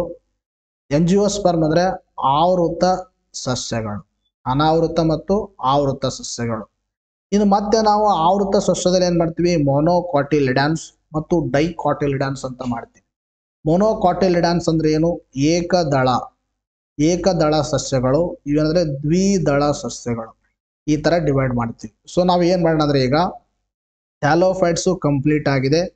ಈಗ ನಾವು ಬ್ರಯೋಫೈಟ್ ಇದು ಡಿಸ್ಕಷನ್ ಮಾಡೋಣ. ಆಮೇಲೆ ಇದು ಮೂರನೇ ಇದು ಡಿಸ್ಕಷನ್ ಮಾಡೋಣ, ಟೆರಿಡೋಫೈಟ್ಸು. ಅದಾದ್ಮೇಲೆ ಇದು ಏನಾಯ್ತು? ಕ್ರಿಪ್ಟೋಗ್ಯಾಮ್ಸ್ ಮುಗಿತ್ತು. ಕ್ರಿಪ್ಟೋಗ್ಯಾಮ್ಸ್ ಆದ್ಮೇಲೆ ಎಂಜಿಯೋಸ್ಪರ್ಮು, ಜಿಮ್ನೋಸ್ಪರ್ಮು, ಏಕದಳ ಮತ್ತು ದ್ವಿದಳ. ಇವುಗಳ ಬಗ್ಗೆ ನಾವು ಓದ್ದಿವಂದ್ರೆ ನಿಮಗೆ ಏನಂತಂದ್ರೆ ಕ್ಲಾಸಿಫಿಕೇಶನ್ ಆಫ್ ಪ್ಲಾಂಟ್ ಕಿಂಗ್ಡಮ್ ಅಂತಕ್ಕಂಥದ್ದು ಮುಗಿಯಿತು. ಅರ್ಥ ಆಯ್ತಾ? ಸೊ ಸ್ಟಾರ್ಟ್ ಮಾಡೋಣ. ನೋಡಿ ಯಾವ್ದಂದ್ರೆ ಬ್ರಯೋಫೈಟದ ಬಗ್ಗೆ ಸ್ಟಾರ್ಟ್ ಮಾಡೋಣ. ಬ್ರಯೋಫೈಟಗಳನ್ನ ನಾವು ಹಾವಸೆ ಸಸ್ಯಗಳಂತ ಕರಿತೀವಿ ಕನ್ನಡದಲ್ಲಿ. ನಾನು ಬಹಳ ನೀಟಾಗಿ ನಿಧಾನವಾಗಿ ಹೇಳ್ತಾ ಇದ್ದೀನಿ. ಪ್ರತಿಯೊಂದು ಕ್ಲಾಸ್ ಅಲ್ಲಿ ಯಾವ ತರ ಈ ತರ ಸ್ಲೈಡ್ ನಿಮಗೆ ಕೊಟ್ಟಿದೀವಿ ಅದೇ ತರ ಸ್ಲೈಡ್ ಇರುತ್ತೆ. ಮತ್ತೆ ನಿಮಗೆ ಏನ್ ಹೇಳ್ತಾ ಇದೆ ಅಂದ್ರೆ ನಾವು ನಿಮಗೆ ಇದು ಕೊಡಲ್ಲ, ಅಂದ್ರೆ ನೋಟ್ಸ್ ಕೊಡಲ್ಲ ನಿಮಗೆ. ನೀವೇ ಇದನ್ನ ನೋಟ್ ಡೌನ್ ಮಾಡ್ಕೋಬೇಕು. ನಾವು ನೀಟಾಗಿ ನಿಮಗೆ ಸ್ಲೈಡ್ ಕೊಡ್ತೀವಿ ಅಷ್ಟೇ ಅಂತ, ನಿಮಗೆ ಏನೂ ತೊಂದರೆ ಆಗ್ಬಾರ್ದು ಆ ನಿಟ್ಟಿನಲ್ಲಿ. ಬಟ್ ನೀವು ನೋಟ್ಸ್ ಮಾಡ್ಕೊಳ್ಳೋಕೆ ಜವಾಬ್ದಾರಿ ನಿಮ್ದು. ಹಾವಸೆ ಸಸ್ಯಗಳು ದಟ್ ಈಸ್ ಬ್ರಯೋಫೈಟದ ಬಗ್ಗೆ ಡಿಸ್ಕಷನ್ ಮಾಡೋಣ. ಮಳೆಗಾಲದಲ್ಲಿ ಮರದ ಕಾಂಡಗಳ ಮೇಲೆ ನೀವು ನೋಡಿರ್ಬೋದು. ಮಳೆಗಾಲದಲ್ಲಿ ಯಾರಾದ್ರೂ ನೀವು ಅಗ್ರಿಕಲ್ಚರ್ ಅಂದ್ರೆ ಫಾರ್ಮರ್ ಮಕ್ಕಳಿದ್ರೆ, ನೀವು ಹೊಲ ಗದ್ದೆಗಳಿಗೆ ಅವಾಗವಾಗ ಹೋಗ್ತಾ ಇದ್ರೆ ಅಥವಾ ಸಿಟಿಯಲ್ಲಿ ಇದ್ರೂ ಕೂಡ ಈ ಅನುಭವ ಆಗುತ್ತೆ ಕೆಲವರಿಗೆ. ಆಯ್ತಾ? ಕೆಲವೊಂದು ಮರ ಕಾಂಡಗಳ ಮೇಲೆ ಏನಾಗ್ತಂದ್ರೆ ಒಂದು ಸಣ್ಣ ಚಿಕ್ಕದಾಗಿರ್ತಕ್ಕಂಥ ಸಸ್ಯಗಳು ಬೆಳಿತಿರ್ತಾವ, ಹುಲ್ಲಿನ ತರ ನೋಡಿರ್ಬೋದು ನೀವು. ಅವು ಬೆಳೆತಿರೋದು. ಮತ್ತು ಒದ್ದೆಯಾದ ಗೋಡೆಗಳು, ಅದಾಯ್ತಾ, ಒದ್ದೆ ಆಗಿರ್ತಕ್ಕಂಥ ಗೋಡೆಗಳು ಕಲ್ಲುಗಳ ಮೇಲೆ ಬೆಳೆಯುವ ಸಸ್ಯಗಳಾಗಿವೆ. ಅದಾಯ್ತಾ, ನೀವು ಇದು ಅಬ್ಸರ್ವೇಷನ್ಗೋಸ್ಕರ ನಾನು ಹೇಳಿನಿ. ಎಂಥ ಸಸ್ಯಗಳು? ಹಾವ ಸಸ್ಯಗಳಂದ್ರೆ ಒದ್ದೆಯಾಗಿರ್ತಕ್ಕಂಥ ಗೋಡೆಗಳು, ಕಲ್ಲುಗಳು ಮತ್ತು ಕಾಂಡಗಳ ಮೇಲೆ ಬೆಳೆಯುವ ಒಂಥರ ಸಸ್ಯಗಳು. ತೋರಿಸ್ತೀನಿ ನಿಮಗೆಲ್ಲ ಡೈಗ್ರಾಮ್ ಅಲ್ಲಿ ಯಾವ ತರ ಇರ್ತಾವ ಅಂತಕ್ಕಂಥ. ಕಾಣಿಸ್ತಾ ಇದೆನಾ? ನೋಡಿದ ಏನದು? ಒಂದು ಮರ. ಈ ಮರದ ಒಂದು ಇದರಲ್ಲಿ ಕೆಳಗೆ ಇಲ್ಲಿ ನೋಡಿ ಯಾವ ತರ ಒಂದು ಚಿಕ್ಕದಾಗಿ ಸಸ್ಯಗಳು ಬೆಳೆದಿದ್ದಾವೆ. ಅರ್ಥ ಆಯ್ತಾ? ಇವೇ ಏನಂದ್ರೆ ನಿಮಗೆ ಬ್ರಯೋಫೈಟಗಳು. ಅರ್ಥ ಆಯ್ತಾ? ಬ್ರಯೋಫೈಟಗಳು ಈ ತರ ಇರ್ತಾವ. ಇನ್ನು ಸಸ್ಯ ಸಾಮ್ರಾಜ್ಯದ ಮೊದಲ ಉಭಯವಾಸಿ ಸಸ್ಯವಾಗಿದೆ. ಇಂಪಾರ್ಟೆಂಟ್. ಸಸ್ಯ ಸಾಮ್ರಾಜ್ಯದ ಮೊದಲ ಉಭಯವಾಸಿ ಸಸ್ಯ ಯಾವುದಂದ್ರೆ ಆವಾಸ ಸಸ್ಯಗಳು. ಆವಾಸ ಸಸ್ಯಗಳು ಉಭಯವಾಸಿ in the sense amphibians of the plant kingdom. Exam ಅಲ್ಲಿ ಪ್ರಶ್ನೆ ಕೇಳ್ತಾರ, amphibians of the plant kingdom ಅಂತ ಎದಕ್ಕೆ ಕರಿತೀವಿ ಅಂದ್ರೆ ನಾವು ಬ್ರಯೋಫೈಟಾಗಳನ್ನ ಕರಿತೀವಿ. ಸಸ್ಯ ಸಾಮ್ರಾಜ್ಯದ ಮೊದಲ ಉಭಯವಾಸಿಯಾಗಿದ್ದು ಸಸ್ಯಗಳ ವಾಹಕ ಅಂಗಾಂಶ ಜೈಲಮ್ ಮತ್ತು ಫ್ಲೋಯಂ ಹೊಂದಿರುವುದಿಲ್ಲ. ಆಯ್ತಾ? ಇಲ್ಲಿವರೆಗೆ ಏನ್ ಥೈಲೋಫೈಟ್ಸ್ ನೋಡಿದ್ವಿ, ಥೈಲೋಫೈಟ್ಸ್ ಅಲ್ಲಿ ಶೈವಲೆಗಳು ನೋಡಿದಿವಿ, ಶಿಲೀಂಧ್ರಗಳು ನೋಡಿದಿವಿ. ಅವುಗಳು ಯಾವುದರಲ್ಲೂ ಕೂಡ ಜೈಲಮ್ ಫ್ಲೋಯಂ ಇರಲಿಲ್ಲ. ಇವುಗಳಲ್ಲೂ ಕೂಡ ಕಂಡಕ್ಟಿಂಗ್ ಟಿಶ್ಯೂ ಇರಲ್ಲ. ಅರ್ಥ ಆಯ್ತಾ? ಕಂಡಕ್ಟಿಂಗ್ ಟಿಶ್ಯೂ ಅಂತ ಕರಿತೀವಿ. Conducting tissue. So conducting tissue in the sense that water conducting tissue, water conducting. another one is the food conducting. Another one is the food conducting. The food conducting tissue. So xylem is the food water conducting. Xylem is the water conducting. Food conducting ಯಾವುದು? Phloem. ಫ್ಲೋಯಮು food conducting ಆಗಿರುತ್ತೆ. ಹೇಳಿದೀನಿ ನಾನು ಈಗಾಗಲೇ. xylem ಮತ್ತು phloem ಇದರಲ್ಲಿ ಕಂಡು ಬರುವುದಿಲ್ಲ. ಇನ್ನು ಅವು ನಿಜವಾದ ಸಸ್ಯದ ರಚನೆಯನ್ನು ಹೊಂದಿರುವುದಿಲ್ಲ. ಅಂದ್ರೆ ರಿಯಲ್ ಸ್ಟ್ರಕ್ಚರ್ ಆಫ್ ಪ್ಲಾಂಟ್. ನೋಡಿದ ತಕ್ಷಣ ನಾವು ಅದಾಯ್ತಾ, ನಾವು ಕಣ್ಣಿಗೆ ನೋಡಿದೇವೆ ಅಂದ್ರೆ ಅವುಗಳಲ್ಲಿ ಬೇರ್ ಯಾವುದು, ಕಾಂಡ ಯಾವುದು, ಎಲೆ ಯಾವುದು ಅನ್ನೋದು ನಾವು ಏನ್ ಮಾಡೋಕ್ಕಾಗಲ್ಲ, ಡಿಫ್ರೆನ್ಸಿಯೇಟ್ ಮಾಡೋಕ್ಕಾಗಲ್ಲ. ಸಸ್ಯ ಅಂತ ಗೊತ್ತಾಗುತ್ತೆ, ಇದು ಒಂದು ಸಸ್ಯ, ಹುಲ್ಲಿನ ತರ ಬೆಳೆದಿರುತ್ತೆ, ಎಸ್ ಇದೊಂದು ಸಸ್ಯ ಇರ್ಬೋದಪ್ಪ ಅಂತೀವಿ. ಆ ಸಸ್ಯದಲ್ಲಿ ಬೇರೆ ಯಾವುದು, ಕಾಂಡ ಯಾವುದು, ಎಲೆ ಅಂತ ಡಿಸ್ಟಿಂಗ್ವಿಷನ್ ಮಾಡೋಕ್ಕಾಗಲ್ಲ, ಸಪರೇಟ್ ಮಾಡೋಕ್ಕಾಗಲ್ಲ. ಆದರೆ ಬೇರಿನಂತ, ಕಾಂಡದಂತ, ಎಲೆಯಂತ ರಚನೆಗಳು ಹೊಂದಿರ್ತಾವ. ನೋಡಿದಾಗ ನಿಮಗೆ ಬೇರಿನಂತ ರಚನೆಗಳು ಕಾಣಿಸ್ಬೋದು, ಕಾಂಡದಂತ ರಚನೆಗಳು ಕಾಣಿಸ್ಬೋದು, ಎಲೆಯಂತ ರಚನೆಗಳು ಕಾಣಿಸ್ಬೋದು. ಆದರೆ ಇದೇ ಬೇರು, ಇದೇ ಕಾಂಡು, ಇದೇ ಎಲೆ ಅಂತ ಡಿಫ್ರೆನ್ಸಿಯೇಟ್ ಮಾಡಕ್ಕಾಗಲ್ಲ. ಸೊ ಆದುದರಿಂದ ಇವುಗಳು ನಿಜವಾದ ಸಸ್ಯದ ರಚನೆಯನ್ನ ಹೊಂದಿರುವುದಿಲ್ಲ. ಅರ್ಥ ಆಯ್ತಾ? ಇವುಗಳಲ್ಲಿ ಕಾಂಡ ಮತ್ತು ಎಲೆಗಳ ರಚನೆಗಳನ್ನ ಡಿಫ್ರೆನ್ಸಿಯೇಟ್ ಮಾಡಬಹುದು. ಕಾಂಡ ಮತ್ತು ಎಲೆಗಳ ರಚನೆಗಳನ್ನ, ಕಾಂಡ ಯಾವುದು, ಎಲೆ ಯಾವುದು ಅಂತ ಡಿಫ್ರೆನ್ಸಿಯೇಟ್ ಮಾಡಬಹುದು. ಬರೋದು ಕಾಂಡ ಯಾವುದು, ಬೇರೆ ಅಂತ ಮಾಡಕ್ಕಾಗಲ್ಲ. ಎಲ್ಲ ಗೊತ್ತಿರಬೇಕು, ಇಂಪಾರ್ಟೆಂಟ್ ಇವೆಲ್ಲ ಫ್ಯಾಕ್ಟ್ಸ್ಗಳು. ಈ ಸಸ್ಯಗಳಲ್ಲಿ ಕಂಡುಬರೋ ಬೇರುಗಳಂತ ರಚನೆಗಳನ್ನ ರೈಜಾಯ್ಡ್ಸ್ ಅಂತ ಕರಿತೀವಿ. ಈ ಸಸ್ಯಗಳಲ್ಲಿ ಕಂಡು ಬರ್ತಕ್ಕಂಥ ಬೇರುಗಳಂತ ರಚನೆಗಳೇನಂದ್ರೆ ರೈಜಾಯ್ಡ್ಸ್ ಅಂತ ಕರಿತೀವಿ.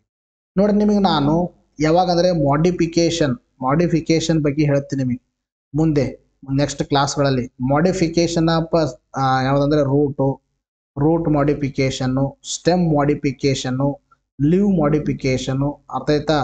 ಅದರಲ್ಲಿ ನಿಮಗೆ ಹೇಳ್ತೀನಿ ನಾನು. ರೂಟ್ ಮಾಡಿಫಿಕೇಶನ್ಸ್ಗಳಲ್ಲಿ ಪ್ರಾಪ್ ರೂಟ್ಸ್ಗಳು, ರೈಜಾಯ್ಡ್ಸ್ಗಳು, ಅರ್ಥ ಆಯ್ತಾ, ನಿಮ್ಯಾಟೋಫೋರಸ್ ರೂಟ್ಸ್ಗಳು, ಇವೆಲ್ಲದರ ಬಗ್ಗೆ ಹೇಳ್ತೀನಿ ನಾನು. Don't worry. ಬಟ್ ಈಗ ಎಷ್ಟು ಇನ್ಫಾರ್ಮೇಶನ್ ಬೇಕು ಅಷ್ಟು ಕೊಡ್ತಾ ಇದ್ದೀನಿ ನಾನು. ಆಯ್ತಾ? ರೈಜಾಯ್ಡ್ಸ್ಗಳಂತ ರಚನೆಗಳು ಕಂಡು ಬರ್ತಾವೆ ಎಲ್ಲಿ? ಬ್ರಯೋಫೈಟ್ಸ್ದಲ್ಲಿ. ಇವು ಸ್ವಪೋಷಕ ಸಸ್ಯಗಳಾಗಿವೆ. ಸ್ವಪೋಷಕ ಇನ್ ದ ಸೆನ್ಸ್ ದಾಟ್ ಅಟೋಟ್ರೋಪ್ಸ್ಗಳಾಗಿವೆ. ಶೈವಲಗಳ ಆಲ್ಮೋಸ್ಟ್ ಎಲ್ಲ ಏನದವೆ? ಅಟೋಟ್ರೋಪ್ಸ್ಗಳೇ ಆಗಿವೆ. ಆಯ್ತಾ? ಶೈವಲಗಳು ಆಲ್ಮೋಸ್ಟ್ ಆಲ್.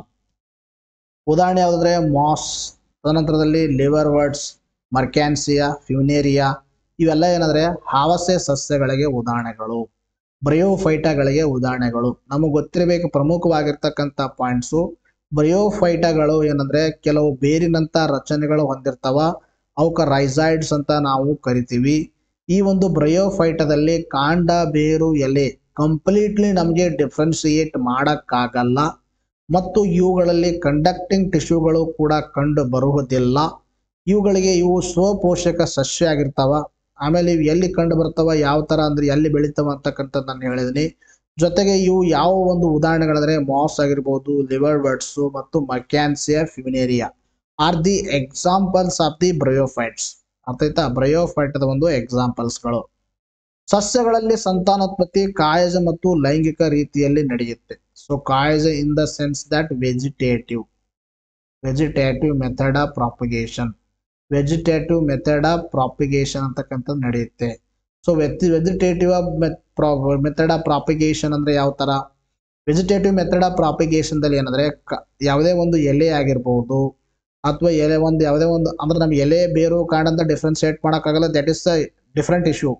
ಬಟ್ ಸಸ್ಯದ ಯಾವುದೇ ಭಾಗ, ಅದು ಬೇರಾಗಿರ್ಬೋದು, ಕಾಂಡ ಆಗಿರ್ಬೋದು ಅಥವಾ ಎಲೆ, ಎನಿ ಪಾರ್ಟ್ ಡಿಫ್ರೆನ್ಶಿಯೇಟ್ ಮಾಡೋಕ್ಕಾಗಲ್ಲ. ಬಟ್ ಯಾವುದೇ ಭಾಗದಿಂದ ಇನ್ನೊಂದು ಸಸ್ಯ ಏನಾಗುತ್ತೆ, ಉದ್ಭವ ಆಗುತ್ತೆ.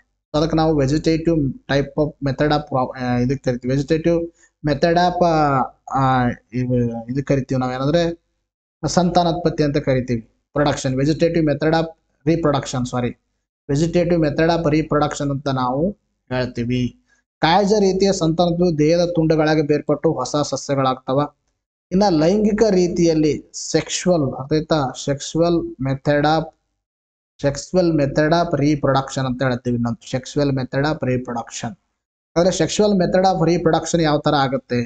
ಲೈಂಗಿಕ ರೀತಿಯ ಸಂತಾನೋತ್ಪತ್ತಿಯಲ್ಲಿ ಗಂಡು ಲಿಂಗಾಣುಗಳು ಉತ್ಪತ್ತಿ ಮಾಡುವ ಅಂತೆರೇಡಿಯಾ ಮತ್ತು ಅಂಡ ಉತ್ಪತ್ತಿ ಮಾಡುವ ಆರ್ಕಿಗೋನಿಯಾ ಕಂಡು ಬರುತ್ತವೆ. ಇವುಗಳಿಂದ ಉತ್ಪತ್ತಿಯಾಗುವ ಲಿಂಗಾಣುಗಳಿಂದ ಸಂತಾನೋತ್ಪತ್ತಿ ನಡೆಯುತ್ತೆ. ನೋಡ್ರಿ, ಬಹಳ ಇಂಪಾರ್ಟೆಂಟು. ಅರ್ಥ ಆಯ್ತಾ?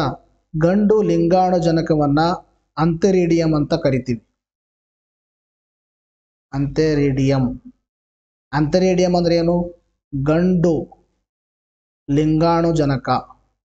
ಗಂಡು ಲಿಂಗಾಣು ಜನಕ ಅಂದ್ರೆ ಇಲ್ಲಿ ಏನಾಗುತ್ತೆ? ಗಂಡು ಲಿಂಗಾಣು ಜನಕ ಅಂದ್ರೆ ಗಂಡು ಲಿಂಗಾಣುಗಳನ್ನ ಉತ್ಪಾದನೆ ಮಾಡುತ್ತೆ, ಅಂತೆರೇಡಿಯಂ. ಇನ್ನ ಅಂಡವನ್ನ ಉತ್ಪತ್ತಿ ಮಾಡುವ ಅಥವಾ ಹೆಣ್ಣು ಲಿಂಗಾಣು ಜನಕವನ್ನ ಆರ್ಕಿಗೋನಿಯಂ ಅಂತ ನಾವು ಕರಿತೀವಿ. ಆರ್ಕಿಗೋನಿಯಂ ಅಂತ ಕರಿತೀವಿ. ಆರ್ಕಿಗೋನಿಯಂ ಹೆಣ್ಣು ಲಿಂಗಾಣು ಜನಕ ಅಂದ್ರೆ ಅಂಡವನ್ನ ಉತ್ಪತ್ತಿ ಮಾಡುತ್ತೆ. ಹೆಣ್ಣು ಲಿಂಗಾಣು ಜನಕ ಅಂದ್ರೆ ಅಂದ್ರೆ ಈ ಒಂದು ಎಗ್ ಅನ್ನ ಉತ್ಪಾದನೆ ಮಾಡುತ್ತೆ. ಅರ್ಥ ಆಯ್ತಾ? ಆರ್ಕಿಗೋನಿಯಂ ಅಂದ್ರೆ ಏನು, ಅಂತೆರೇಡಿಯಾ ಅಂದ್ರೆ ಏನು, ಗಂಡು ಲಿಂಗಾಣಕ್ಕೆ ಏನು ಕರಿತೀವಿ, ಹೆಣ್ಣು ಲಿಂಗಾಣಕ್ಕೆ ಏನು ಕರಿತೀವಿ, ಇಂಪಾರ್ಟೆಂಟ್. ಇವುಗಳಿಂದ ಉತ್ಪತ್ತಿಯಾಗುವ ಅಥವಾ ಆರ್ಕಿಗೋನಿಯಂನಿಂದ ಉತ್ಪತ್ತಿಯಾಗುವ ಗಂಡು ಲಿಂಗಾಣು ಅಂತೆರೇಡಿಯಂದಿಂದ ಉಂಟಾಗುವ ಗಂಡು ಲಿಂಗಾಣುಗಳು ಜೊತೆಗೆ ನಿಮಗೆ ಒಂದು ಆರ್ಕಿಗೋನಿಯಂನಿಂದ ಉತ್ಪಾದನೆಯಾಗುವ ಎಗ್ಗು. ಅರ್ಥ ಆಯ್ತಾ? ಗಂಡು ಲಿಂಗಾಣು ಮತ್ತು ಹೆಣ್ಣು ಲಿಂಗಾಣು. ಗಂಡು ಲಿಂಗಾಣು ಎಂತೆರೇಡಿಯಂನಿಂದ ಗಂಡು ಲಿಂಗಾಣು, ಆರ್ಕಿಗೋನಿಯಂನಿಂದ ಹೆಣ್ಣು ಲಿಂಗಾಣು. ಗಂಡು ಲಿಂಗಾಣು ಮತ್ತು ಹೆಣ್ಣು ಲಿಂಗಾಣುಗಳ ಒಂದು ಸಂಯೋಜನೆಯಿಂದ ಏನಾಗುತ್ತೆ? ರೀಪ್ರೊಡಕ್ಷನ್ ನಡೆಯುತ್ತೆ. ಈ ರೀಪ್ರೊಡಕ್ಷನ್ ಅದನ್ನು ಕರಿತೀವಿ ಸೆಕ್ಸುವಲ್ ಮೆಥಡ್ ಆಫ್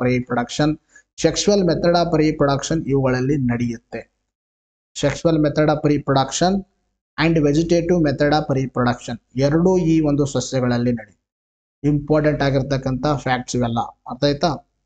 ನೋಡ್ರಿ, ಎಕ್ಸಾಂಪಲ್ ಮಾಸಸ್ ಅಂತ ಹೇಳಿದೆ. ಮಾಸಸ್ ಅಂದ್ರೆ ಈ ತರ ಇರ್ತವ. ಇದು ಒಂದು ಇಲ್ಲಿ ಕಾಣಿಸ್ತದೆ, ಇದೊಂದು ವೇಟ್ ಅಂದ್ರೆ ತೇವಾಂಶ ಭರಿತವಾಗಿರ್ತಕ್ಕಂಥ ಒಂದು ಸ್ಥಳ ಇದೆ. ಸೊ ಇದರಲ್ಲಿ ಇದು ಒಂದು ಸಸ್ಯ, ಯಾವ್ದಂದ್ರೆ ಒಂದು ಮರ ಇದೆ. ಈ ಮರದ ಒಂದು ನೋಡಿ ಕೆಳಗಡೆ ಆಯ್ತಾ, ಇಲ್ಲಿ ಏನಾಗ್ತದೆ, ಚಿಕ್ಕ ಈ ತರ ಒಂದು ಹುಲ್ಲಿನ ತರ ಒಂದು ಏನು ಕಾಣಿಸ್ತದೆ, ರಚನೆಗಳು ಕಾಣಿಸ್ತದೆ. ಇವೇ ಬ್ರಯೋಫೈಟ್ಸ್ಗಳು. ಪರ್ಟಿಕ್ಯುಲರ್ ಇವುಗಳನ್ನ ಮಾಸಸ್ ಅಂತ ನಾವು ಕರಿತೀವಿ. ಇನ್ನು ಮರ್ಕ್ಯಾನ್ಶಿ ಅಂತಕ್ಕಂಥದ್ದು ನೋಡಿ ಈ ತರ ಇರುತ್ತೆ.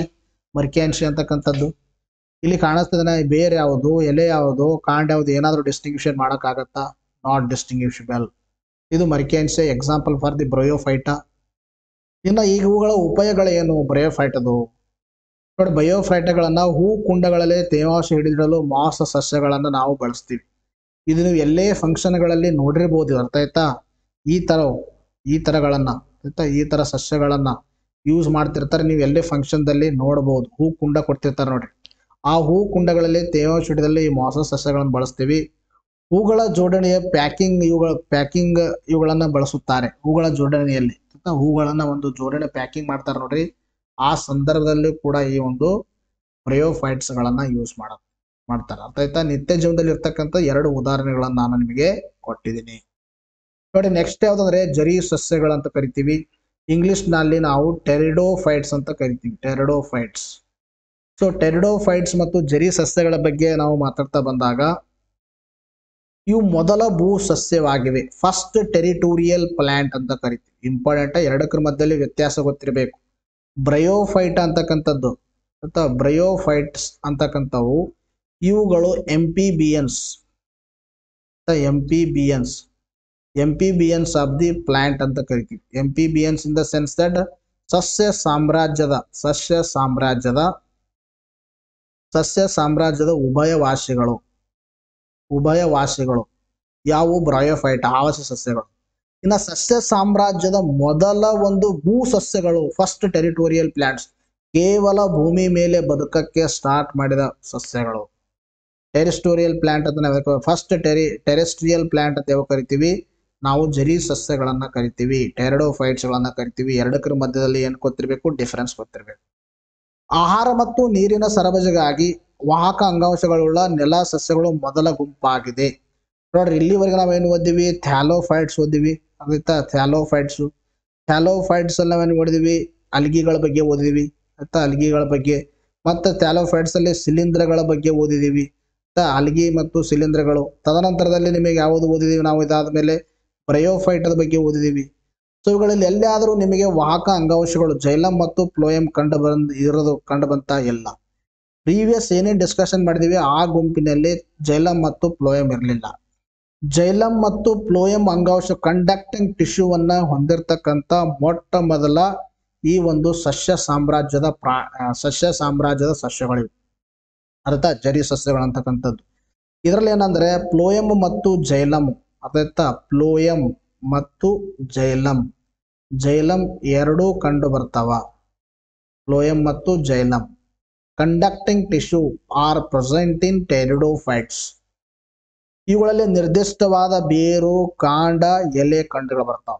ಈ ಸಸ್ಯಗಳಲ್ಲಿ ನಾವೇನ್ ಮಾಡ್ತೀವಿ ಅಂದ್ರೆ ಇವು ಏನಾಗ್ತದ್ರೆ ಸಿಂಪಲ್ ಇಂದ ಕಾಂಪ್ಲೆಕ್ಸ್ ಕಡೆಗೆ ಸ್ಟಾರ್ಟ್ ಆಯ್ತು. ಈಗ ಸಿಂಪಲ್ ಒಂದು ಪ್ಲಾಂಟ್ ಸ್ಟ್ರಕ್ಚರ್ ಇಂದ ಕಾಂಪ್ಲೆಕ್ಸ್ ಪ್ಲಾಂಟ್ ಸ್ಟ್ರಕ್ಚರ್ ವರೆಗೆ ನಾವು ಮೂವ್ ಆಗ್ತಾ ಇದೀವಿ.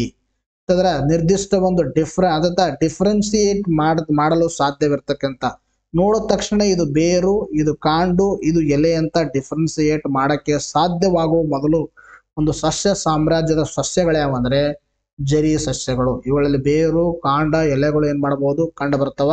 ಈಜಿ ನೋಡಿದ ತಕ್ಷಣ ಇದು ಬೇರು, ಇದು ಕಾಂಡು, ಇದು ಎಲೆ ಅಂತ ಡಿಫ್ರೆನ್ಸಿಯೇಟ್ ಮಾಡಬಹುದು. ಕಂಡಕ್ಟಿಂಗ್ ಟಿಶ್ಯೂಗಳು ಹೊಂದಿರ್ತಾವ. ಫಸ್ಟ್ ಟೆರಿಟೋರಿಯಲ್ ಪ್ಲಾಂಟ್ಸ್ಗಳು ಇವು. ಇನ್ನು ತೇವಭರಿತ ಮಣ್ಣಲ್ಲಿ, ಗೋಡೆಗಳ ಮೇಲೆ ಹಾಗೂ ತಂಪಾದ ನೆರಳಿನ ಪ್ರದೇಶದಲ್ಲೂ ಕೂಡ ಬೆಳಿತೇವೆ. ತೇವಭರಿತ ಮಣ್ಣಿನಲ್ಲಿ, ಗೋಡೆಗಳ ಮೇಲೆ ಮತ್ತು ತಂಪಾದ ನೆರಳಿನ ಪ್ರದೇಶಗಳಲ್ಲಿ ಕಂಡು ಬರ್ತಾವೆ. But these are the first terrestrial plants ಅಂತ ಗೊತ್ತಿರಬೇಕು.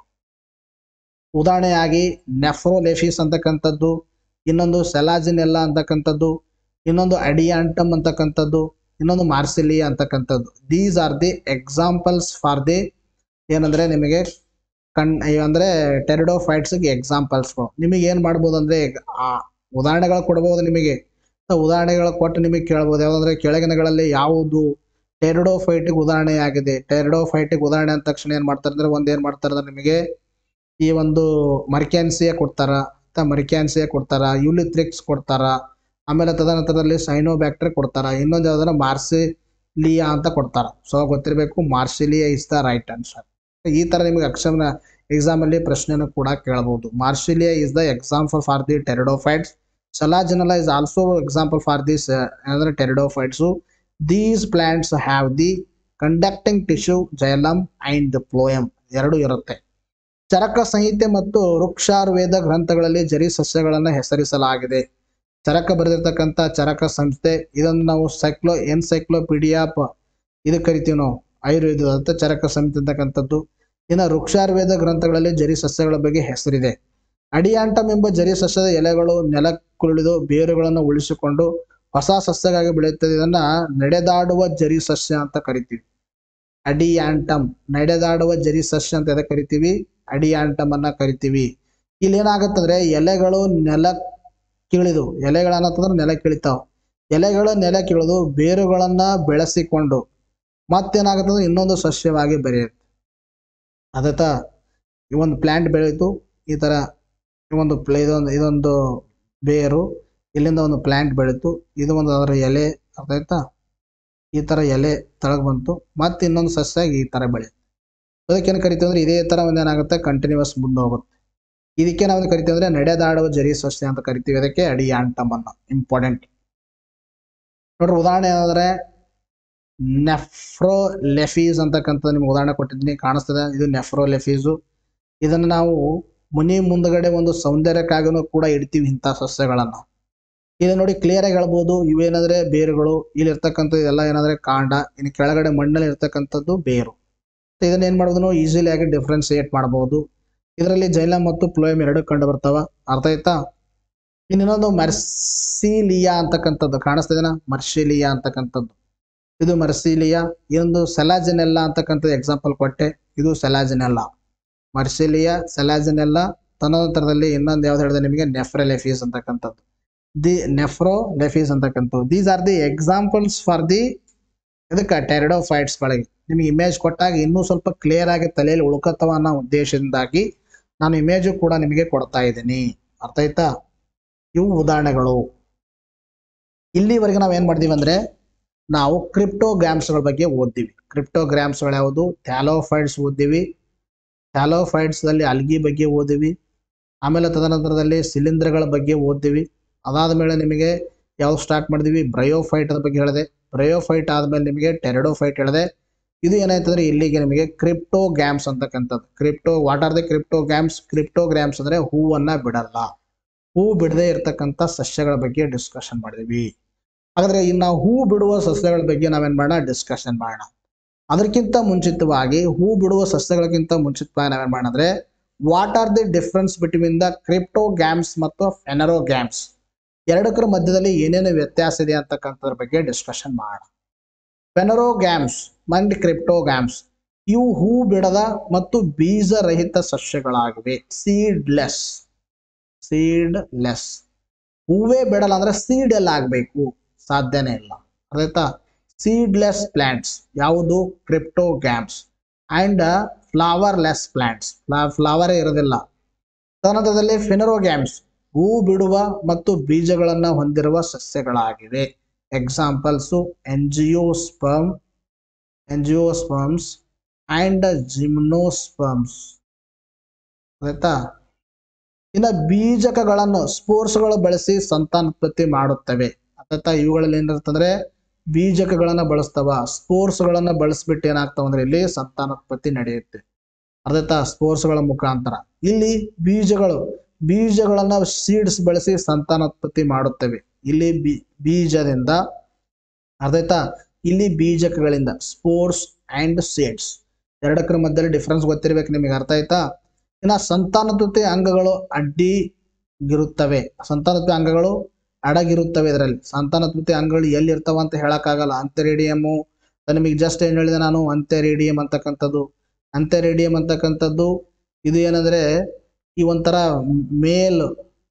ಮೇಲ್ ಸೆಕ್ಸ್ ಆರ್ಗನ್ ಇದ್ದಂಗೆ.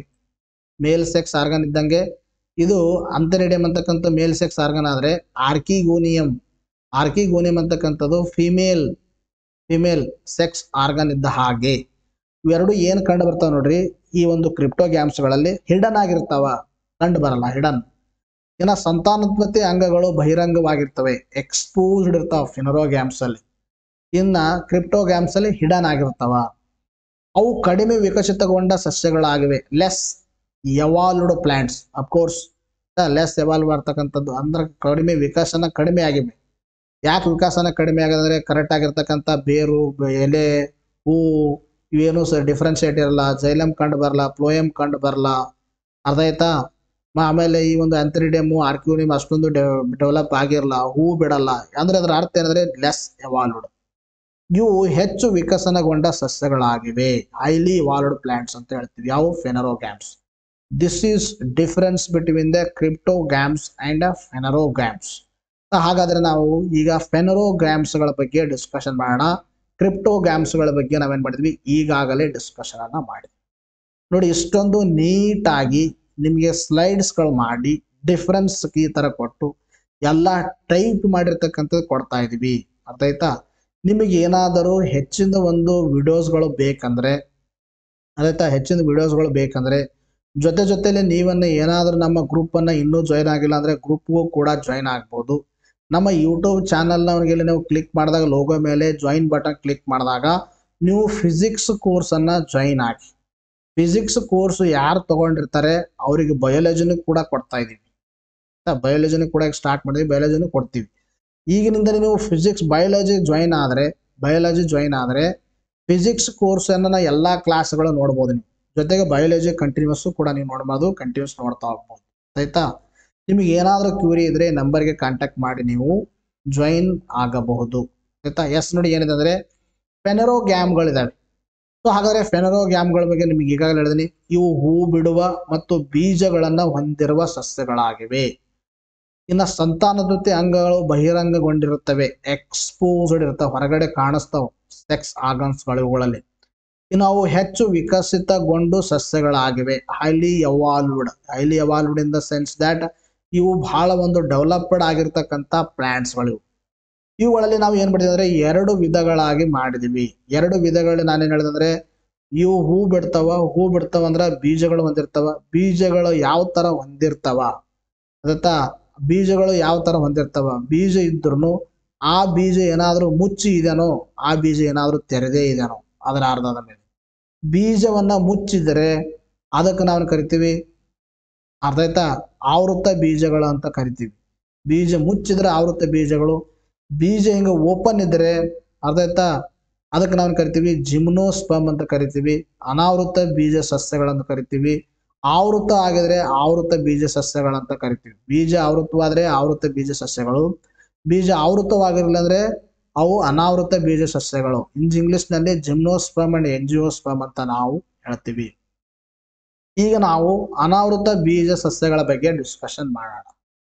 ನೋಡ್ರಿ, ಇವುಗಳಲ್ಲಿ ಏನಾಗತ್ತಂದ್ರೆ ಬೀಜಗಳಿಗೆ ಕವಚ ಇರಲ್ಲ. ಫಸ್ಟ್ ಗೊತ್ತಿರ್ಬೇಕು ನಿಮಗೆ, ಬೀಜಗಳಿಗೆ ಏನಿರಲ್ಲ, ಕವಚ ಇರಲ್ಲ. ಹಾಗಾದ್ರೆ ಬೀಜಗಳಿಗೆ ಕವಚ ಇರದೇ ಇರತಕ್ಕಂಥ ಉದಾಹರಣೆಗಳು ಯಾವಿದಾವೆ ಕಾಣಿಸ್ತಾ ಇದನ್ನ? ಪೈನಸ್ ಅಂತಕ್ಕಂಥದ್ದು, ಇನ್ನೊಂದು ಸೈಕಸ್ ಅಂತಕ್ಕಂಥದ್ದು, Cycas Pinus cedar. These are the examples for the gymnosperms. ಕವಚ ಇರಲ್ಲ. ಈ ಸಸ್ಯಗಳಲ್ಲಿ ಜೈಲಮ್ ಮತ್ತು ಫ್ಲೋಯಮ್ ಕಂಡು ಬರುತ್ತವೆ. ಕಂಡಕ್ಟಿಂಗ್ ಟಿಶ್ಯೂ ಆರ್ ಪ್ರೆಸೆಂಟ್ ಇನ್ ಜಿಮ್ನೋಸ್ಪರ್ಮ್ಸ್. ಇಲ್ಲಿ ಜಿಮ್ನೋ ಅಂದ್ರೆ ಏನಂದ್ರೆ ನಗ್ನ ಅಂತ ಹೇಳ್ತೀವಿ. ನಗ್ನ, ಬೆತ್ತಲೆ ಇರೋದು. ಹಾಗಾದ್ರೆ ಬೆತ್ತಲೆ ಅಂದ್ರೆ ಬೀಜ ಬೆತ್ತಲೆ ಆಗಿತ್ತಂದ್ರೆ, ಬೀಜಕ್ಕೆ ಕವಚ ಇರಲಿಲ್ಲ ಅಂದ್ರೆ ಅದಕ್ಕೆ ಅನಾವೃತ ಅಂತ ನಾವು ಕರಿತೀವಿ. ಇನ್ನು ಅನಾವೃತ ಬೀಜ ಸಸ್ಯಗಳಲ್ಲಿ ಜೈಲಮ್, ನಾನು ಹೇಳಿದ್ರೆ ಜೈಲಮ್ ಅಂತ ಹೇಳಿದೆ, ಜೈಲಮ್ ಮತ್ತು ಫ್ಲೋಯಮ್ ಇರ್ತವೆ ಅಂತ. ಇನ್ನು ಜೈಲಮ್ನಲ್ಲೇ ಮತ್ತು ಫರ್ದರ್ ಏನಿದಾವೆ, ಟ್ರಾಕಿಡ್ಸ್ ಅಂತಿದಾವೆ, ಜೈಲಮ್ ಫೈಬರ್ಸ್ ಅಂತಿದೆ, ಆಮೇಲೆ ಜೈಲಮ್ ಪೆರಂಕೈಮಾ ಅಂತಕ್ಕಂಥ ಇದೆ. ನಾನು ನಿಮಗೆ ಎಲ್ಲ ಇದು ಟಿಶ್ಯೂ ಅದಾಯ್ತಾ, ಅಂಗಾಂಶ ಹೇಳುವಾಗ ಹೇಳ್ತೀನಿ, ಪ್ಲಾಂಟ್ ಟಿಶ್ಯೂ ಹೇಳುವಾಗ ಸಂಪೂರ್ಣವಾಗಿ ನಿಮಗೆ ಹೇಳ್ತೀನಿ ನಾನು, ಅರ್ಥ ಆಯ್ತಾ? ಬಟ್ ಜಸ್ಟ್ ನಿಮಗೆ ತಲೆಯಲ್ಲಿ ಇಟ್ಕೋಬೇಕು ಏನಂದ್ರೆ, ಈ ಒಂದು ಜೈಲಮ್ ಪ್ರಾಥಮಿಕವಾಗಿ ಟ್ರೆಕಿಡ್ಸ್ಗಳು, ಜೈಲಮ್ ಫೈಬರ್ಸು, ಜೈಲಮ್ ಪೆರಂಕೈಮಾ ಹೊಂದಿರುತ್ತವೆ, ಆದರೆ ವೆಸಲ್ ಹೊಂದಿರಲ್ಲ. ಜೈಲಮ್ದಲ್ಲಿ ಈ 4 ಭಾಗಗಳಿದಾವೆ. ಏನಂದ್ರೆ ಜೈಲಮ್ ಫೈಬರ್ಸ್ ಅಂತಿದೆ, ಜೈಲಮ್ ಟ್ರೆಕಿಡ್ಸ್ ಅಂತಿದೆ, ಜೈಲಮ್ ಪೆರಂಕೈಮಾ ಇದೆ, ಜೈಲಮ್ ವೆಸಲ್ಸ್ ಅಂತ ಕಂಡು ಬರ್ತಾವೆ. ಸೊ ಜೈಲಮ್ನ ಒಂದು ಭಾಗ ವೆಸಲ್ಸ್ ಅಂತಕ್ಕಂಥದ್ದು ಇವುಗಳಲ್ಲಿ ಕಂಡು ಬರಲ್ಲ. ಜೈಲಮ್ ಟ್ರೆಕಿಡ್ ಕಂಡು ಬರುತ್ತೆ, ಜೈಲಮ್ ಫೈಬರ್ಸ್ ಕಂಡು ಬರುತ್ತೆ, ಜೈಲಮ್ ಪೆರಂಕೈಮಾ ಕಂಡು ಬರುತ್ತೆ. ಈ ಸಸ್ಯಗಳಲ್ಲಿ ಬೇರೆ ಯಾವುದು, ಕಾಂಡು, ಎಲೆ ಎಲ್ಲ ಕಂಡು ಬರ್ತಾವೆ, ಡೆವಲಪ್ಡ್ ಆಗಿರ್ತಕ್ಕಂಥ ಪ್ಲಾಂಟ್ಸ್ಗಳು. ಬಟ್ ಏನಾಗಿರಂದ್ರೆ ಬೀಜಗಳಿಗೆ ಒಂದು ಕವಚ ಇರಲ್ಲ. ಜೊತೆಗೆ ಜೈಲಮು ಫ್ಲೋಯಮ್ ಇದ್ರೂ ಕೂಡ ಜೈಲಮ್ದಲ್ಲಿ ಇರ್ತಕ್ಕಂಥ ವೆಸಲ್ಸ್ ಅಂತಕ್ಕಂಥವು ಇವುಗಳಲ್ಲಿ ಕಂಡು ಬರುವುದಿಲ್ಲ. ಫ್ಲೋಯಮ್ ತೆಗೆದುಕೊಂಡಾಗ ಫ್ಲೋಯಮ್ ಅಂಗಾಂಶವು ಫ್ಲೋಯಮ್ ಫೈಬರ್ಸು, ಫ್ಲೋಯಮ್ ಪೆರಂಕೈಮಾ ಹೊಂದಿರುತ್ತವೆ. ಆದರೆ ಸೀವ್ ಟ್ಯೂಬ್ಸ್ ಮತ್ತು ಕಂಪ್ಯಾನಿಯನ್ ಸೆಲ್ಸ್. ನಾವು ಫ್ಲೋಯಮ್ ಬಗ್ಗೆ ನಾವು ಮಾತಾಡ್ತಾ ಬಂದಾಗ ಇದರಲ್ಲಿ ಏನಂದ್ರೆ 4 ಇರ್ತಾವೆ. ನಾನು ಹೇಳ್ತೀನಿ ಟಿಶ್ಯೂ ಮುಂದೆ, ಅಂಗಾಂಶ ಪ್ಲಾಂಟ್ಸ್ ಟಿಶ್ಯೂ ಒಳಗೆ ಹೇಳ್ತೀನಿ ಇವೆಲ್ಲ ಮತ್ತೆ ಇನ್ನೊಂದು ಬಾರಿ. ಏನಂತಕ್ಕಂಥದ್ದು ಫೈಬರ್ಸ್ ಅಂತಕ್ಕಂಥ ಒಂದಿದೆ, ತದನಂತರದಲ್ಲಿ ಪ್ಯಾರಂಕೈಮಾ ಅಂತಕ್ಕಂಥದ್ದು ಇದೆ, ಇನ್ನೊಂದು ಯಾವುದು ಸೀವ್ ಟ್ಯೂಬ್ಸ್ ಅಂತಕ್ಕಂಥ ಕಂಡು ಬರ್ತಾವೆ, ಇನ್ನು ಕಂಪ್ಯಾನಿಯನ್ ಸೆಲ್ಸ್ ಅಂತಕ್ಕಂಥ ಫ್ಲೋಯಮ್ದಲ್ಲಿ ಕಂಡು ಬರ್ತಾವೆ. ಬಟ್ ಈ ಒಂದು ಸಸ್ಯಗಳಿರ್ತಕ್ಕಂಥ ಫ್ಲೋಯಮ್ ಏನಿದೆ, ಈ ಒಂದು ಸಸ್ಯಗಳ ಒಂದು ಫ್ಲೋಯಮ್ನಲ್ಲಿ ಏನಿರುತ್ತೆ, ಫ್ಲೋಯಮ್ ಫೈಬರ್ ಇರುತ್ತೆ, ಫ್ಲೋಯಮ್ ಪ್ಯಾರಂಕೈಮಾ ಇರುತ್ತೆ, ಸೀವ್ ಟ್ಯೂಬ್ಸ್ಗಳು ಮತ್ತು ಕಂಪ್ಯಾನಿಯನ್ ಸೆಲ್ಸ್ ಇರುವುದಿಲ್ಲ. ಬದಲಾಗಿ ಜರಡಿ ಕೋಶಗಳು, ಸೀವ್ ಸೆಲ್ಸ್ ಮತ್ತು ಅಲ್ಬಮಿನಸ್ ಕೋಶಗಳು ಇವುಗಳಲ್ಲಿ ಕಂಡು ಬರ್ತಾವೆ. Sieve cells and albuminous cells are present in the phloem tissue in the ಯಾವುದಂದ್ರೆ ಜಿಮ್ನೋಸ್ಪರ್ಮ್ ಅಂತ ಗೊತ್ತಿರಬೇಕು, ಇಂಪಾರ್ಟೆಂಟ್ ಡಿಸ್ಟಿಂಕ್ಷನ್. ಇನ್ನೊಂದು ಯಾವ್ದು ಬರುತ್ತಂದ್ರೆ ಆವೃತ ಬೀಜ ಸಸ್ಯಗಳು, ಎಂಜಿಯೋಸ್ಪರ್ಮ್ಸ್ ಅಂತ ಬರ್ತಾವ. ಸೊ ಹಾಗಾದ್ರೆ ಎಂಜಿಯೋಸ್ಪರ್ಮ್ಸ್ ಬಗ್ಗೆ ನಾವು ಡಿಸ್ಕಷನ್ ಮಾಡ್ತಾ ಬಂದಾಗ ನೋಡಿ, ಬೀಜಗಳು ಕವಚದಿಂದ ಕೂಡಿರುತ್ತವೆ. ಕಾಣಿಸ್ತಾ ಇದೆನಾ? ಬೀಜಗಳು ಕವಚದಿಂದ. ಎಕ್ಸಾಂಪಲ್ ತೆಂಗು, ಇದು ತೆಂಗು. ಎಕ್ಸಾಂಪಲ್ ಇದು ಮಾವು. ಇವೆಲ್ಲ ಏನಂದ್ರೆ ಇವುಗಳಲ್ಲಿ ಬೀಜಗಳು ಇದರಿಂದ ಕವಚದಿಂದ ಆವರಿಸಲ್ಪಟ್ಟಿವೆ. ಸಣ್ಣ ತೆಂಗಾಗಿರ್ಬೋದು, ಮಾವಾಗಿರ್ಬೋದು, ಹಲಸೆ ಆಗಿರ್ಬೋದು, ಅಡಕೆ ಆಗಿರ್ಬೋದು. ಇವೆಲ್ಲ ಏನಂದ್ರೆ ಆವೃತ ಒಂದು ಬೀಜ ಸಸ್ಯಗಳಿಗೆ ಉದಾಹರಣೆಗಳು. ಜಗತ್ತಿನಲ್ಲಿ ಆವೃತ ಬೀಜ ಸಸ್ಯಗಳು ಹೆಚ್ಚಿನ ಸಂಖ್ಯೆಯಲ್ಲಿವೆ. ಎಕ್ಸಾಮ್ ಅಲ್ಲಿ ಪ್ರಶ್ನೆ ಕೇಳ್ತಾರೆ ಡೈರೆಕ್ಟ್ ಆಗಿ. ಸಸ್ಯ ಸಾಮ್ರಾಜ್ಯದಲ್ಲಿ ಅತಿ ಹೆಚ್ಚು ಇರ್ತಕ್ಕಂಥ ಸಸ್ಯಗಳು ಯಾವಿದಾವೆ? ಭೂಮಿ ಮೇಲೆ ಅತಿ ಹೆಚ್ಚು ಇರ್ತಕ್ಕಂಥವು ಎಂಜಿಯೋಸ್ಪರ್ಮ್ ಇದಾವೆ. ಯಾವಿದಾವೆ? ಎಂಜಿಯೋಸ್ಪರ್ಮ್. ಅವಕ್ಕೆ ನಾವು ಆವೃತ ಬೀಜ ಸಸ್ಯಗಳಂತ ಕರಿತೀವಿ. ಈ ಸಸ್ಯಗಳಲ್ಲಿ ಜೈಲಮ್ ಮತ್ತು ಫ್ಲೋಯಮ್ ಎರಡೂ ಕಂಡು ಬರುತ್ತೆ, ಕಂಡಕ್ಟಿಂಗ್ ಟಿಶ್ಯೂ ಎರಡೂ ಕಂಡು ಬರುತ್ತೆ. ಆದ್ರೆ ಸಸ್ಯಗಳಲ್ಲಿ ಬೇರು, ಕಾಂಡು, ಎಲೆಗಳಂತ ಎಲ್ಲವೂ ಏನ್ ಮಾಡ್ಬೋದು, ನಾವು ಡಿಸ್ಟಿಂಗ್ವಿಶ್ ಮಾಡ್ಬೋದು. ನೋಡಿದ ತಕ್ಷಣ ಇದು ಬೇರು, ಇದು ಕಾಂಡು, ಇದು ಎಲೆ ಅಂತ ನಾವು ನೋಡಿದ ತಕ್ಷಣ ಆರಾಮಾಗಿ ಹೇಳ್ಬೋದು. ಅರ್ಥಾಯ್ತಾ? ಹಾಗಾದ್ರೆ ಜೈಲಮ್ ಮತ್ತು ಫ್ಲೋಯಮ್ ಪರ್ಟಿಕ್ಯುಲರ್ ಒಳಗಡೆ ನೋಡ್ತಾ ಹೋದ್ರೆ ಇನ್ನೂ ಡೆಪ್ತ್ ಆಗಿ, ಆವೃತ ಬೀಜ ಸಸ್ಯಗಳಲ್ಲಿ ಜೈಲಮ್ ಅಂಗಾಶವು ಟ್ರೆಕಿಡ್ಸು, ಜೈಲಮ್ ಫೈಬರ್ಸು, ಜೈಲಮ್ ಪೆರೆಂಕೈಮ ಮತ್ತು ವೆಸಲ್ಸ್ ಎಲ್ಲ ಹೊಂದಿರ್ತದೆ ಇದರಲ್ಲಿ. ಅರ್ಥ ಆಯ್ತಾ? ನೋಡಿ, ಜೈಲಮ್ ಅಲ್ಲಿ 4 ವಿಧಗಳಿದಾವೆ. ಇದರಲ್ಲಿ 4 ವಿಧ. ಒಂದು fibre, xylem fibre, xylem parenchyma, xylem fibre, xylem parenchyma, ಇನ್ನೊಂದು ಜೈಲಮ್ ವೆಸಲು, ಇನ್ನೊಂದು ಟ್ರಾಕಿಡ್. ಇಲ್ಲಂದ್ರೆ ಜೈಲಮ್ ಫೈಬರ್ ಇರುತ್ತೆ, ಜೈಲಮ್ ಪೆರೆಂಕೈಮ ಇರುತ್ತೆ, ಜೈಲಮ್ ಒಂದು ಟ್ರಾಕಿಡ್ ಇರುತ್ತೆ, ಜೈಲಮ್ ಇನ್ನೊಂದು ಯಾವ್ದಂದ್ರೆ ನಿಮಗೆ ವೆಸಲ್. ಎಲ್ಲ ಕಂಡು ಬರ್ತಾವ 4 ಇದರಲ್ಲಿ. ಈ ಒಂದು ಆವೃತ ಬೀಜ ಸಸ್ಯಗಳನ್ನ ಜೈಲಮ್ ಅನ್ನ ತೆಗೆದುಕೊಂಡಾಗ ಹೈಲಿ ಡೆವಲಪ್ಡ್ ಜೈಲಮ್ ಇರುತ್ತೆ ಅಂತ ಅರ್ಥ. ಬಟ್ ನಾವು ಅನಾವೃತ ಜಿಮ್ನೋಸ್ಪರ್ಮದಲ್ಲಿ ಏನಿರಲಿಲ್ಲ, ಜಿಮ್ನೋಸ್ಪರ್ಮದಲ್ಲಿ ವೆಸಲ್ಸ್ಗಳು ಕಂಡು ಬರಲ್ಲ. ಬಟ್ ವೆಸಲ್ಸ್ಗಳು ಆವೃತ ಬೀಜ ಸಸ್ಯಗಳಲ್ಲಿ ಕಂಡು ಬರ್ತಾವ. This is major distinction. ಆವೃತ ಬೀಜ ಸಸ್ಯಗಳಲ್ಲಿ ಫ್ಲೋಯಮ್ ಅಂಗಾಂಶವು companion cells, sieve tubes, phloem fibres, phloem ಪೈಕಮ್ ಎಲ್ಲ ಹೊಂದಿರುತ್ತೆ. ಫ್ಲೋಯಮ್ನು ಕೂಡ ಹೈಲಿ ಡೆವಲಪ್ಡ್ ಇರುತ್ತೆ. ಫ್ಲೋಯಮ್ನ ಎಲ್ಲಾ ಭಾಗಗಳು ಕಂಡು ಬರ್ತವೆ ಇದರಲ್ಲಿ. ಬಟ್ ಅದರಲ್ಲಿ ಏನು ಕಂಡು ಬಂದಿರಲಿಲ್ಲ? ಸೀವ್ ಸೆಲ್ಸ್ ಮತ್ತು ಕಂಪ್ಯಾನಿಯನ್ ಸೆಲ್ಸ್ ಇವೆರಡೂ ಇರಲಿಲ್ಲ. ಎದರಲ್ಲಿರಲಿಲ್ಲ? ಜಿಮ್ನೋಸ್ಪರ್ಮದಲ್ಲಿ ಇರಲಿಲ್ಲ. ಅರ್ಥ ಆಯ್ತಾ? ಇಂಪಾರ್ಟೆಂಟ್. ಇನ್ನು ಮತ್ತೆ ಫರ್ದರ್ ನಾವು ಜಿಮ್ನೋಸ್ಪರ್ಮ್ಗಳನ್ನ ಏನ್ ಮಾಡ್ತೀವಿ ಅಂದ್ರೆ, ಆವೃತ ಬೀಜ ಸಸ್ಯಗಳನ್ನ, ಕವಚ ಹೊಂದಿರತಕ್ಕಂಥ ಬೀಜ ಸಸ್ಯಗಳನ್ನ ಮೊನೋಕಾಟಿಲಿಡಾನ್ಸ್ ಮತ್ತು ಡೈಕಾಟಿಲಿಡಾನ್ಸ್ ಅಂತ ಏನ್ ಮಾಡಿದೀವಿ? 2 ವಿಧಗಳಾಗಿ ಮಾಡಿದೀವಿ. ಮೊನೋಕಾಟಿಲಿಡಾನ್ಸ್ ಮತ್ತು ಡೈಕಾಟಿಲಿಡಾನ್ಸ್. ಹಾಗಾದ್ರೆ ಡೈಕಾಟಿಲಿಡಾನ್ಸ್ ಅಂದ್ರೆ ಯಾವುವು, ಮೊನೋಕಾಟಿಲಿಡಾನ್ಸ್ ಅಂದ್ರೆ ಯಾವುವು, ಅವುಗಳ ಬಗ್ಗೆ ಮತ್ತು ಎರಡಕ್ಕರ ಮಧ್ಯದಲ್ಲಿ ವ್ಯತ್ಯಾಸ ಏನು ನೋಡಿರಿ. ಈ ಜಸ್ಟ್ ಇದೊಂದು ಡೈಗ್ರಾಮ್ ನೋಡಿರಿ, ಈ ಒಂದು ಚಾರ್ಟ್ ನೋಡಿದ್ರೆ ನೀವು ಆರಾಮಾಗಿ ಏನ್ ಮಾಡ್ಬೋದು? ಡಿಸ್ಟಿಂಗ್ವಿಷನ್ ಮಾಡಬಹುದು. ಮೊದಲನೇದು, ಒಂದೇ ಒಂದು ಬೀಜದಳ, ಒಂದೇ ಒಂದು ಕಾಟಿಲಿಡಾನ್ ಹೊಂದಿರುತ್ತೆ. ಫಾರ್ ಎಕ್ಸಾಂಪಲ್, ಇದು ಒಂದು ಬೀಜ ಅಂದ್ರೆ ಇದ್ರಾಗಿ 2 ಒಂದು ಈಕ್ವಲ್ ಹಾಲೂಸ್ಗಳಾಗಿ ಮಾಡಕ್ ಬಂದ್ರೆ, 2 ಈಕ್ವಲ್ ಹಾಲೂಸ್ಗಳು ಮಾಡಕ್ ಬಂದ್ರೆ ಅಂತ ಒಂದು ಬೀಜ ಹೊಂದಿರತಕ್ಕಂಥ ಸಸ್ಯಗಳನ್ನ ನಾವು ಕಾಟಿಲಿಡಾನ್ಸ್ ಅಂತ ಕರಿತೀವಿ. ಕಾಟಿಲಿಡಾನ್ಸ್ ಅಂದ್ರೆ ಎಂತ ಕಾಟಿಲಿಡಾನ್ಸ್? ಏಕದಳ ಮತ್ತು ದ್ವಿದಳ, ಡೈಕಾಟಿಲಿಡಾನ್ಸ್ ಅಂತ ಕರಿತೀವಿ. ಡೈ ಇಲ್ಲಿ ಕಾಟಿಲಿಡಾನ್ ಏನಂದ್ರೆ ಒಂದೇ ಒಂದು ಬೀಜದಳ ಹೊಂದಿರುತ್ತವೆ, ಇವು ಮೊನೋಕಾಟಿಲಿಡಾನ್ಸ್. 2 ಬೀಜದಳ ಹೊಂದಿರುತ್ತವೆ, ಬೀಜದಳ ಅಂದ್ರೆ ಕಾಟಿಲಿಡಾನ್ಸ್. 2 ಈ ತರ, ಈ ತರ 2 ಹೊಂದಿದ್ರೆ, 2 ಈಕ್ವಲ್ ಹಾಲುಸ್ಗಳಾಗಿ ಬೀಜಗಳನ್ನ ಒಡೆಯಕ್ ಬಂದ್ರೆ ಅದು ದ್ವಿದಳ. ಇನ್ನ ಈ ಬೀಜವನ್ನ 2 ಈಕ್ವಲ್ ಹಾಲುಗಳಾಗಿ ಒಡೆಯಕ್ ಬರ್ಲಿಲ್ಲ ಅಂದ್ರ ಅವುಗಳು ಏಕದಳ. ಅರ್ಥ ಆಯ್ತಾ? ಎಕ್ಸಾಂಪಲ್ ನಿಮ್ಗೆಲ್ಲ ಕೊಟ್ಟಿದ್ದೀನಿ, ಇಲ್ಲಿ ಅರ್ಥ ಆಯ್ತು ತೋರಿಸ್ತೀನಿ ನಿಮಗೆ. ಅರ್ಥ ಡೈಗ್ರಾಮು ಕೂಡ ಹಾಕಿದ್ದೀನಿ. ಮೊಳಕೆ ಒಡೆಯುವಾಗ ಬಹುತೇಕ ಏಕದಳ ಸಸ್ಯಗಳಲ್ಲಿ ಬೀಜದಳು ಮಣ್ಣಿನ ಒಳಗಡೆ ಇರುತ್ತದೆ.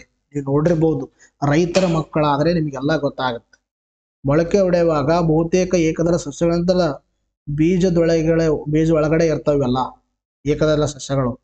ಇನ್ನು ಬಹುತೇಕ ದ್ವಿದಳ ಸಸ್ಯಗಳು ಬೀಜದಳಗಳು ಮಣ್ಣಿನ ಹೊರಗೆ ಕಾಣಿಸಿಕೊಳ್ಳುತ್ತವೆ, ಮಣ್ಣಿನ ಹೊರಗೆ ಬರ್ತಾವ. ಫಾರ್ ಎಕ್ಸಾಂಪಲ್ ಶೇಂಗಾ, ಆಯ್ತಾ, ಗ್ರೌಂಡ್ ನಟ್ ನೋಡಿರ್ಬೋದು ನೀವು. ಗ್ರೌಂಡ್ ನಟ್ಟು, ಕಡಲೆ, ಆಯ್ತಾ ಕಡಲೆ ಇವೆಲ್ಲ ನೀವು ನೋಡಿರ್ಬೋದು. ಎಲ್ಲ ಏನಾಗ್ತಾವ ಅಂದ್ರೆ ನಾವು ಬಿತ್ತನೆ ಆದಾಗ ಅವುಗಳ ಒಂದು ಕಾಟಿಲಿಡನ್ಸ್ ದಳಗಳು ಅಂದ್ರೆ ದಳಗಳಂದ್ರೆ ಲೈಕ್ ಇದು ಒಂದು ಅಂದ್ರೆ ಒಂದು ಬೀಜ, ಈ ಬೀಜವನ್ನ ಎರಡು ಹಾಲುಗಳಾಗಿ ಹೊಡೆದ್ರೆ ಈ ತರ ಅವಕ್ಕೆ ನಾವು ದಳಗಳಂತ ಕರಿತೀವಿ. ಇವುಗಳ ಒಂದು ದಳಗಳ ಮೇಲ್ಗಡೆ ಇದ್ರೆ ಅವು ಅಂದ್ರೆ ಬಿತ್ತನೆ ಮಾಡಿದಾಗ ಮೇಲ್ಗಡೆ ಕಾಣಿಸ್ಕೊಂಡ್ರೆ ಅವು ದ್ವಿದಳ ದಳಗಳು. ನೆಲದ ಒಳಗಡೆ ಇದ್ರೆ ಅವುಗಳನ್ನು ಕಳಿಸ್ತೀವಿ ಏಕದಳ ಅಂತ ಕರಿತೀವಿ. ಇನ್ನು ತಂತುರೂಪಿ ಬೇರಿನ ವ್ಯವಸ್ಥೆಯನ್ನ ಹೊಂದಿರುತ್ತೆ. ತಂತುರೂಪ ಬೇರಿನ ವ್ಯವಸ್ಥೆ ಅಂದ್ರೆ ಫೈಬ್ರಸ್ ರೂಟ್ ಸಿಸ್ಟಮ್ ಇದರಲ್ಲಿ ಕಂಡು ಬರುತ್ತೆ. Fibrous root system. ಇನ್ನು ತಾಯಿ ಬೇರಿನ ವ್ಯವಸ್ಥೆ ಇರುತ್ತೆ. ಅಂದ್ರೆ ಇಲ್ಲಿ ಏನಂದ್ರೆ ಟ್ಯಾಪ್ ರೂಟ್ ಸಿಸ್ಟಮ್ ಇರುತ್ತೆ.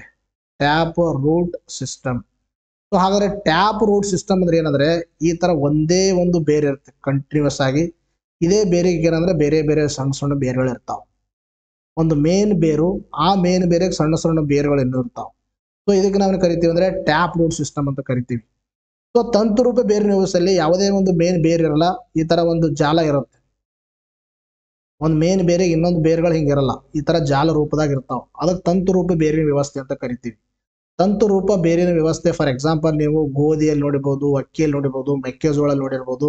ಒಂದು ಸಿಂಗಲ್ ಈ ತರ ಬೇರೆ ಇರಲ್ಲ, ಅರ್ಥಾಯ್ತಾ? ಆ ಸಿಂಗಲ್ ಬೇರಿಗೆ ಫಾರ್ ಎಕ್ಸಾಂಪಲ್ ನೀವು ಶೇಂಗಾನ ನೋಡಿರ್ಬೋದು, ಗ್ರೌಂಡ್ ನಟ್ ನೋಡಿ ಒಂದು ಸಿಂಗಲ್ ಈ ತರ ಬೇರೆ ಇರುತ್ತೆ. ಅದಕ್ಕೆ ಕಾಯಿಗಳು ಅಂಟ್ಕೊಂಡಿರ್ತಾವ ಕೆಳಗಡೆ, ಅರ್ಥಾಯ್ತಾ? ಸೊ ಆ ತರ ಸಿಂಗಲ್ ಬೇರಿಗೆ ಈ ತರ ಒಂದು ಸಣ್ಣ ಚಿಕ್ಕ ಬೇರುಗಳು ಇದ್ರೆ ಅದು ತಾಯಿ ಬೇರಿನ ವ್ಯವಸ್ಥೆ. ಇನ್ನು ಒಂದು ಯಾವುದೇ ಒಂದು ಮೇನ್ ಬೇರ್ ಇರಲಿಲ್ಲ, ಎಲ್ಲವೂ ಮೇನ್ ಇದ್ದು ಅಂದ್ರೆ ಈ ತರ ಬ್ರಾಂಚ್ ತರ ಇದ್ದು ಅಂದ್ರೆ ಅದು ತಂತುರೂಪ ಬೇರಿನ ವ್ಯವಸ್ಥೆ ಅಂತ ನಾವು ಹೇಳ್ತೀವಿ. ಎಲೆಗಳಲ್ಲಿ ಸಮಾನಾಂತರ ನಾಳ ವಿನ್ಯಾಸ ಇರುತ್ತದೆ. ಅಂದ್ರೆ ಸಮಾನಾಂತರ ನಾಳ ವಿನ್ಯಾಸ ಅಂದ್ರೆ ನೀವು ಒಂದು ಎಲೆಯನ್ನ ಈ ತರ ತಗೊಂಡ್ರೆ, ಎಲೆಯನ್ನ ತಗೊಂಡು ಇದಕ್ಕೆ ನೀವು ಎರಡು ಭಾಗವನ್ನ ಆರಾಮಾಗಿ ಮಾಡ್ಬೋದು. ಈಕ್ವಲ್ ಹಾಲುಗಳಾಗಿ ಕಟ್ ಮಾಡ್ಬೋದು. ಈಕ್ವಲ್ ಹಾಲುಗಳಾಗಿ ಕಟ್ ಮಾಡಿದ್ರೆ ಸಮಾನಾಂತರ ನಾಳ ವಿನ್ಯಾಸ ಅಂತ ಕರಿತೀವಿ. ಎಂತ ವಿನ್ಯಾಸ ಅದು? ಸಮಾನಾಂತರ ನಾಳ ವಿನ್ಯಾಸ. ಸಮಾನಾಂತರ ನಾಳ ವಿನ್ಯಾಸ ಎಲ್ಲಿ ಕಂಡು ಬರುತ್ತೆ? ಏಕದಳದಲ್ಲಿ ಕಂಡು ಬರುತ್ತೆ. ಇನ್ನು ಎಲೆಗಳಲ್ಲಿ ಜಾಲರೂಪಿ ನಾಳ ವಿನ್ಯಾಸ. ಜಾಲರೂಪಿ ನಾಳ ವಿನ್ಯಾಸ ಅಂದ್ರೆ ಈ ತರ ಎಲೆ ನೋಡಿದಾಗ ನೀವು ಅದ್ರಲ್ಲಿ ಈ ತರ ಹಿಂಗಿರುತ್ತೆ. ಅಂದ್ರೆ ನೀವು ಅದು ಎಲೆಯನ್ನ ಏನಾದ್ರೂ ಹರಿದ್ರೆ ಅದೇನಾಗಲ್ಲ, ಈಕ್ವಲ್ ಹಾಲುಗಳಾಗಿ ಎರಡು ಒಂದು ಸಮರೂಪ ತುಂಡುಗಳಾಗಿ ಕಟ್ ಆಗಲ್ಲ ಅದು. ಅದಕ್ಕೆ ನಾವು ಕರಿತೀವಿ ಜಾಲರೂಪ ನಾಳ ವಿನ್ಯಾಸ ಅಂತ ಕರಿತೀವಿ. ಜಾಲರೂಪ ನಾಳ ವಿನ್ಯಾಸ ಮತ್ತು ಸಮಾನಾಂತರ ನಾಳ ವಿನ್ಯಾಸ ಎರಡಕ್ಕರ ಮಧ್ಯದಲ್ಲಿ ವ್ಯತ್ಯಾಸ ಹೊಂದಿರಬೇಕು. ಸಮಾನಾಂತರ ನಾಳ ವಿನ್ಯಾಸ ಅಂದ್ರೆ ಎಲೆಯನ್ನ ನಾವು ಕರೆಕ್ಟ್ ಆಗಿ ಏನ್ ಮಾಡ್ಬೋದು, ಎರಡು ಈಕ್ವಲ್ ಹಾಲುಗಳಾಗಿ ಮಾಡ್ಬೋದು. ಇನ್ನು ಜಾಲರೂಪ ನಾಳ ವಿನ್ಯಾಸದಲ್ಲಿ ಎಲೆಯನ್ನ ನಾವು ಈಕ್ವಲ್ ಹಾಲುಗಳಾಗಿ ಮಾಡಕ್ಕಾಗಲ್ಲ, ಅರ್ಥ ಆಯ್ತಾ? ಹೂವಿನ ದಳಗಳು 3ರ ಒಂದು ಗುಣಿತದಲ್ಲಿ ಇರ್ತಾವ. ಹೂವಿನ ದಳಗಳು ಈ ತರ ಮಲ್ಟಿಪಲ್ ಆಫ್ 3 ಅಂದ್ರೆ 3 ಅಂದ್ರೆ 3 ಇರ್ಬೋದು, ಅದಾಯ್ತಾ? ಅಥವಾ 6 ಇರ್ಬೋದು, ಅಥವಾ ಈ ತರ 9 ಇರ್ಬೋದು. ಈ ತರ 9ರ ಮಲ್ಟಿಪಲ್ ದಲ್ಲಿ ಇರ್ತಾವ, ಸಾರಿ 3ರ ಮಲ್ಟಿಪಲ್ ದಲ್ಲಿ ಇರ್ತಾವ. ಸಾಮಾನ್ಯವಾಗಿ 4 ಅಥವಾ 5ರ ಗುಣಿತದಲ್ಲಿ ಹೂಗಳಿದ್ರೆ ಅವು ದ್ವಿದಳ ಇರ್ತಾವ. ನೋಡ್ರಿ ಎಷ್ಟು ನೀಟಾಗಿ ಕೊಟ್ಟಿದ್ದೀವಿ. ಇಷ್ಟೇ ನೋಡ್ಕೊಂಡ್ರೆ ಸಾಕು ನೀವು ಎಕ್ಸಾಮಿನೇಷನ್ ದೃಷ್ಟಿಯಿಂದಾಗಿ. ಯಾವ ಬಟಾಣಿ ಆಗಿರ್ಬೋದು, ಕಡಲೆ ಆಗಿರ್ಬೋದು, ಸೋಯಾಬೀನು, ನಿತ್ಯ ಜೀವನದಲ್ಲಿ ನೋಡ್ತೀರಿ ನೀವೆಲ್ಲ. ಮೆಕ್ಕೆಜೋಳ ಕಾಳನ್ನ ಎರಡು ಮಾಡಕ್ ಬರ್ತದೇನ್ರಿ? ಕರೆಕ್ಟ್ ಆಗಿ ಮಾಡಕ್ ಬರಲ್ಲ. ಗೋಧಿಯನ್ನ ಎರಡು ಒಂದು ಕಾಟಿಲಿಡನ್ಸ್ಗಳು ಮಾಡಕ್ ಬರಲ್ಲ. ಅಕ್ಕಿಯನ್ನ ಎರಡು ಈಕ್ವಲ್ ಹಾಲುಗಳಾಗಿ ಮಾಡಕ್ ಬರಲ್ಲ. ಇವೆಲ್ಲ ಏನಂದ್ರೆ ಏಕದಳ, ದ್ವಿದಳ, ಅರ್ಥ ಆಯ್ತಾ? ಇಲ್ಲಿ ನೋಡಿ ನಿಮಗೆ ಡೈಗ್ರಾಮ್ ಅಲ್ಲಿ ಇನ್ನೂ ಕ್ಲಿಯರ್ ಆಗುತ್ತೆ. ಇವು ಏನಂದ್ರೆ ಮೊನೋಕಾಟ್ ಅಂದ್ರೆ ಏಕದಳ, ಡೈಕಾಟ್ ಅಂದ್ರೆ ದ್ವಿದಳ. ಇಲ್ಲಿ ಏನಾಗುತ್ತೆ ಅಂದ್ರೆ ಒನ್ ಸಿಂಗಲ್ ಕಾಟಿಲಿಡಾನ್ ಇರುತ್ತೆ. ಇದರಲ್ಲಿ ಏನಿರುತ್ತೆ? ಎರಡು ಕಾಟಿಲಿಡಾನ್ ಇರುತ್ತೆ. ಇದರಲ್ಲಿ ಎರಡು ಹಾಲುಗಳಿರ್ತಾವ. 2 ಕಾಟಿಲಿಡಾನ್ಸ್ ಇರುತ್ತೆ ಇದರಲ್ಲಿ. ಇನ್ನು ರೂಟ್ ನಾನು ಹೇಳಿದೆ, ರೂಟ್ ಅಂದ್ರೆ ಫೈಬ್ರಸ್ ರೂಟ್ ಇರುತ್ತೆ. ಫೈಬ್ರಸ್ ಅಂದ್ರೆ ತಂತು ರೂಪ ವ್ಯವಸ್ಥೆ, ತಂತು ಬೇರು ವ್ಯವಸ್ಥೆ ಅಂತಕ್ಕಂಥ. ತಂತು ಬೇರು ವ್ಯವಸ್ಥೆ ಅಂದ್ರೆ ಏನಿರುತ್ತೆ? ಇಲ್ಲಿ ಯಾವುದೇ ಮೇನ್ ಬೇರ್ ಅಂತೂ ಇರೋದಲ್ಲ, ಯಾವುದೇ ಮೇನ್ ಬೇರಲ್ಲ, ಎಲ್ಲ ಮೇನೇ ಇರ್ತಾವ, ಬ್ರಾಂಚ್ ತರ ಇರ್ತಾವ. ಇದು ಏನಂದ್ರೆ ತಂತು ಬೇರು ವ್ಯವಸ್ಥೆ. ಇನ್ನು ಟ್ಯಾಪ್ ರೂಟ್ ಅಂದ್ರೆ ತಾಯಿ ಬೇರು ವ್ಯವಸ್ಥೆ. ತಾಯಿ ಬೇರು ವ್ಯವಸ್ಥೆ ಅಂದ್ರೆ ಒಂದು ಮೇನ್ ರೂಟ್ ಇರುತ್ತೆ, ಆ ಮೇನ್ ರೂಟಿಗೆ ಈ ತರ ಚಿಕ್ಕದಾಗಿರ್ತಾವ, ಅರ್ಥ ಆಯ್ತಾ? ಇನ್ನು ಏನಂದ್ರೆ ಇಲ್ಲಿ ವಸ್ಕ್ಯುಲರ್ ಹೆಂಗಿರುತ್ತೆ ಅಂದ್ರೆ ಸ್ಕ್ಯಾಟರ್ಡ್ ಆಗಿರುತ್ತೆ. ಇಲ್ಲಿ ವಸ್ಕ್ಯುಲರ್ ಯಾವ ತರ ಇರುತ್ತೆ ಅಂದ್ರೆ ರಿಂಗ್ ಆಗಿರುತ್ತೆ. ಇನ್ನು ತದನಂತರದಲ್ಲಿ ಲೀಫ್ ಎಲೆ ಬಗ್ಗೆ ಮಾತಾಡ್ತಾ ಬಂದಾಗ ಪ್ಯಾರಲಲ್ ವೇನ್ಸ್ ಬರುತ್ತೆ. ಸಮಾನಾಂತರ ನಾಳ ವ್ಯವಸ್ಥೆ. ಸಮಾನಾಂತರ ನಾಳ ವ್ಯವಸ್ಥೆ ಅಂದ್ರೆ ಈ ಎಲೆಯನ್ನ ಆರಾಮಾಗಿ ನೀವು ಎರಡು ಭಾಗಗಳಾಗಿ ಕಟ್ ಮಾಡಬಹುದು. ಅರ್ಥಾಯ್ತಾ? ಎರಡು ಈಕ್ವಲ್ ಹಾಲುಗಳಾಗಿ ಹಿಂಗೆ ನೀವು ಅದನ್ನ ಇಮ್ಯಾಜಿನ್ ಮಾಡಿ. ಈ ತರ ಈ ಕಡೆ ಏನ್ ಮಾಡಿದ್ರೆ ಈ ಎಲೆನ ತಗೊಳ್ಳಿ, ಈ ಕಡೆನೂ ಒಂದು ಈಕ್ವಲ್ ಫೋರ್ಸ್ ಇಂದ ಹರಿ ಫೋರ್ ಪಿಕ್ ಮಾಡ್ರಿ, ಈ ಕಡೆನೂ ಈಕ್ವಲ್ ಫೋರ್ಸ್ ಹಾಕ್ರಿ, ಈ ಕಡೆ ಈಕ್ವಲ್ ಫೋರ್ಸ್ ಈ ಕಡೆ ಫೋರ್ಸ್ ಹಾಕಿದಾಗ ಏನಾಗುತ್ತೆ ಈ ತರ ಸಮಾಂತರವಾಗಿ ಹರಿಯುತ್ತೆ. ಅದಕ್ಕೆ ಪ್ಯಾರಲಲ್ ವೇನ್ ಸಿಸ್ಟಮ್ ಅಂತ ಕರಿತೀವಿ. ಇದು ಲೀಪಲ್ಲಿ ಕಂಡು ಬರುತ್ತೆ, ಅದರಲ್ಲಿ ಮೊನೋಕಾಟಿನೆಂಟ್ ಸೈಡಲ್ಲಿ. ಇನ್ನ ನೆಟ್ ಲೈಕ್ ವೇನ್ಸ್ ಅಥವಾ ನೆಟ್ ಲೈಕ್ ವೇನ್ಸ್ ಅಥವಾ ನಾವೇನ್ ಕರಿತೀವಿ, ಇದು ಒಂದು ಜಾಲರೂಪ ವ್ಯವಸ್ಥೆ ಇದ್ದರೆ, ಜಾಲರೂಪ ವ್ಯವಸ್ಥೆ ಇದ್ದರೆ ಒಂದು ಎಲೆಯಲ್ಲಿ ಇದ್ರೆ ಅದೇನಾಗುತ್ತೆ, ನೀವು ಈ ಕಡೆ ಫೋರ್ಸು ಈ ಕಡೆ ಈಕ್ವಲ್ ಫೋರ್ಸ್ ಆಗಿ ಎಲೆಯನ್ನು ಹರಿಯಕ್ಕೆ ಹೋದ್ರೆ ಎಲೆ ಏನಾಗಂದ್ರೆ ಈಕ್ವಲ್ ಹಾಲುವಾಗಿ ಹರಿಯುವುದಿಲ್ಲ.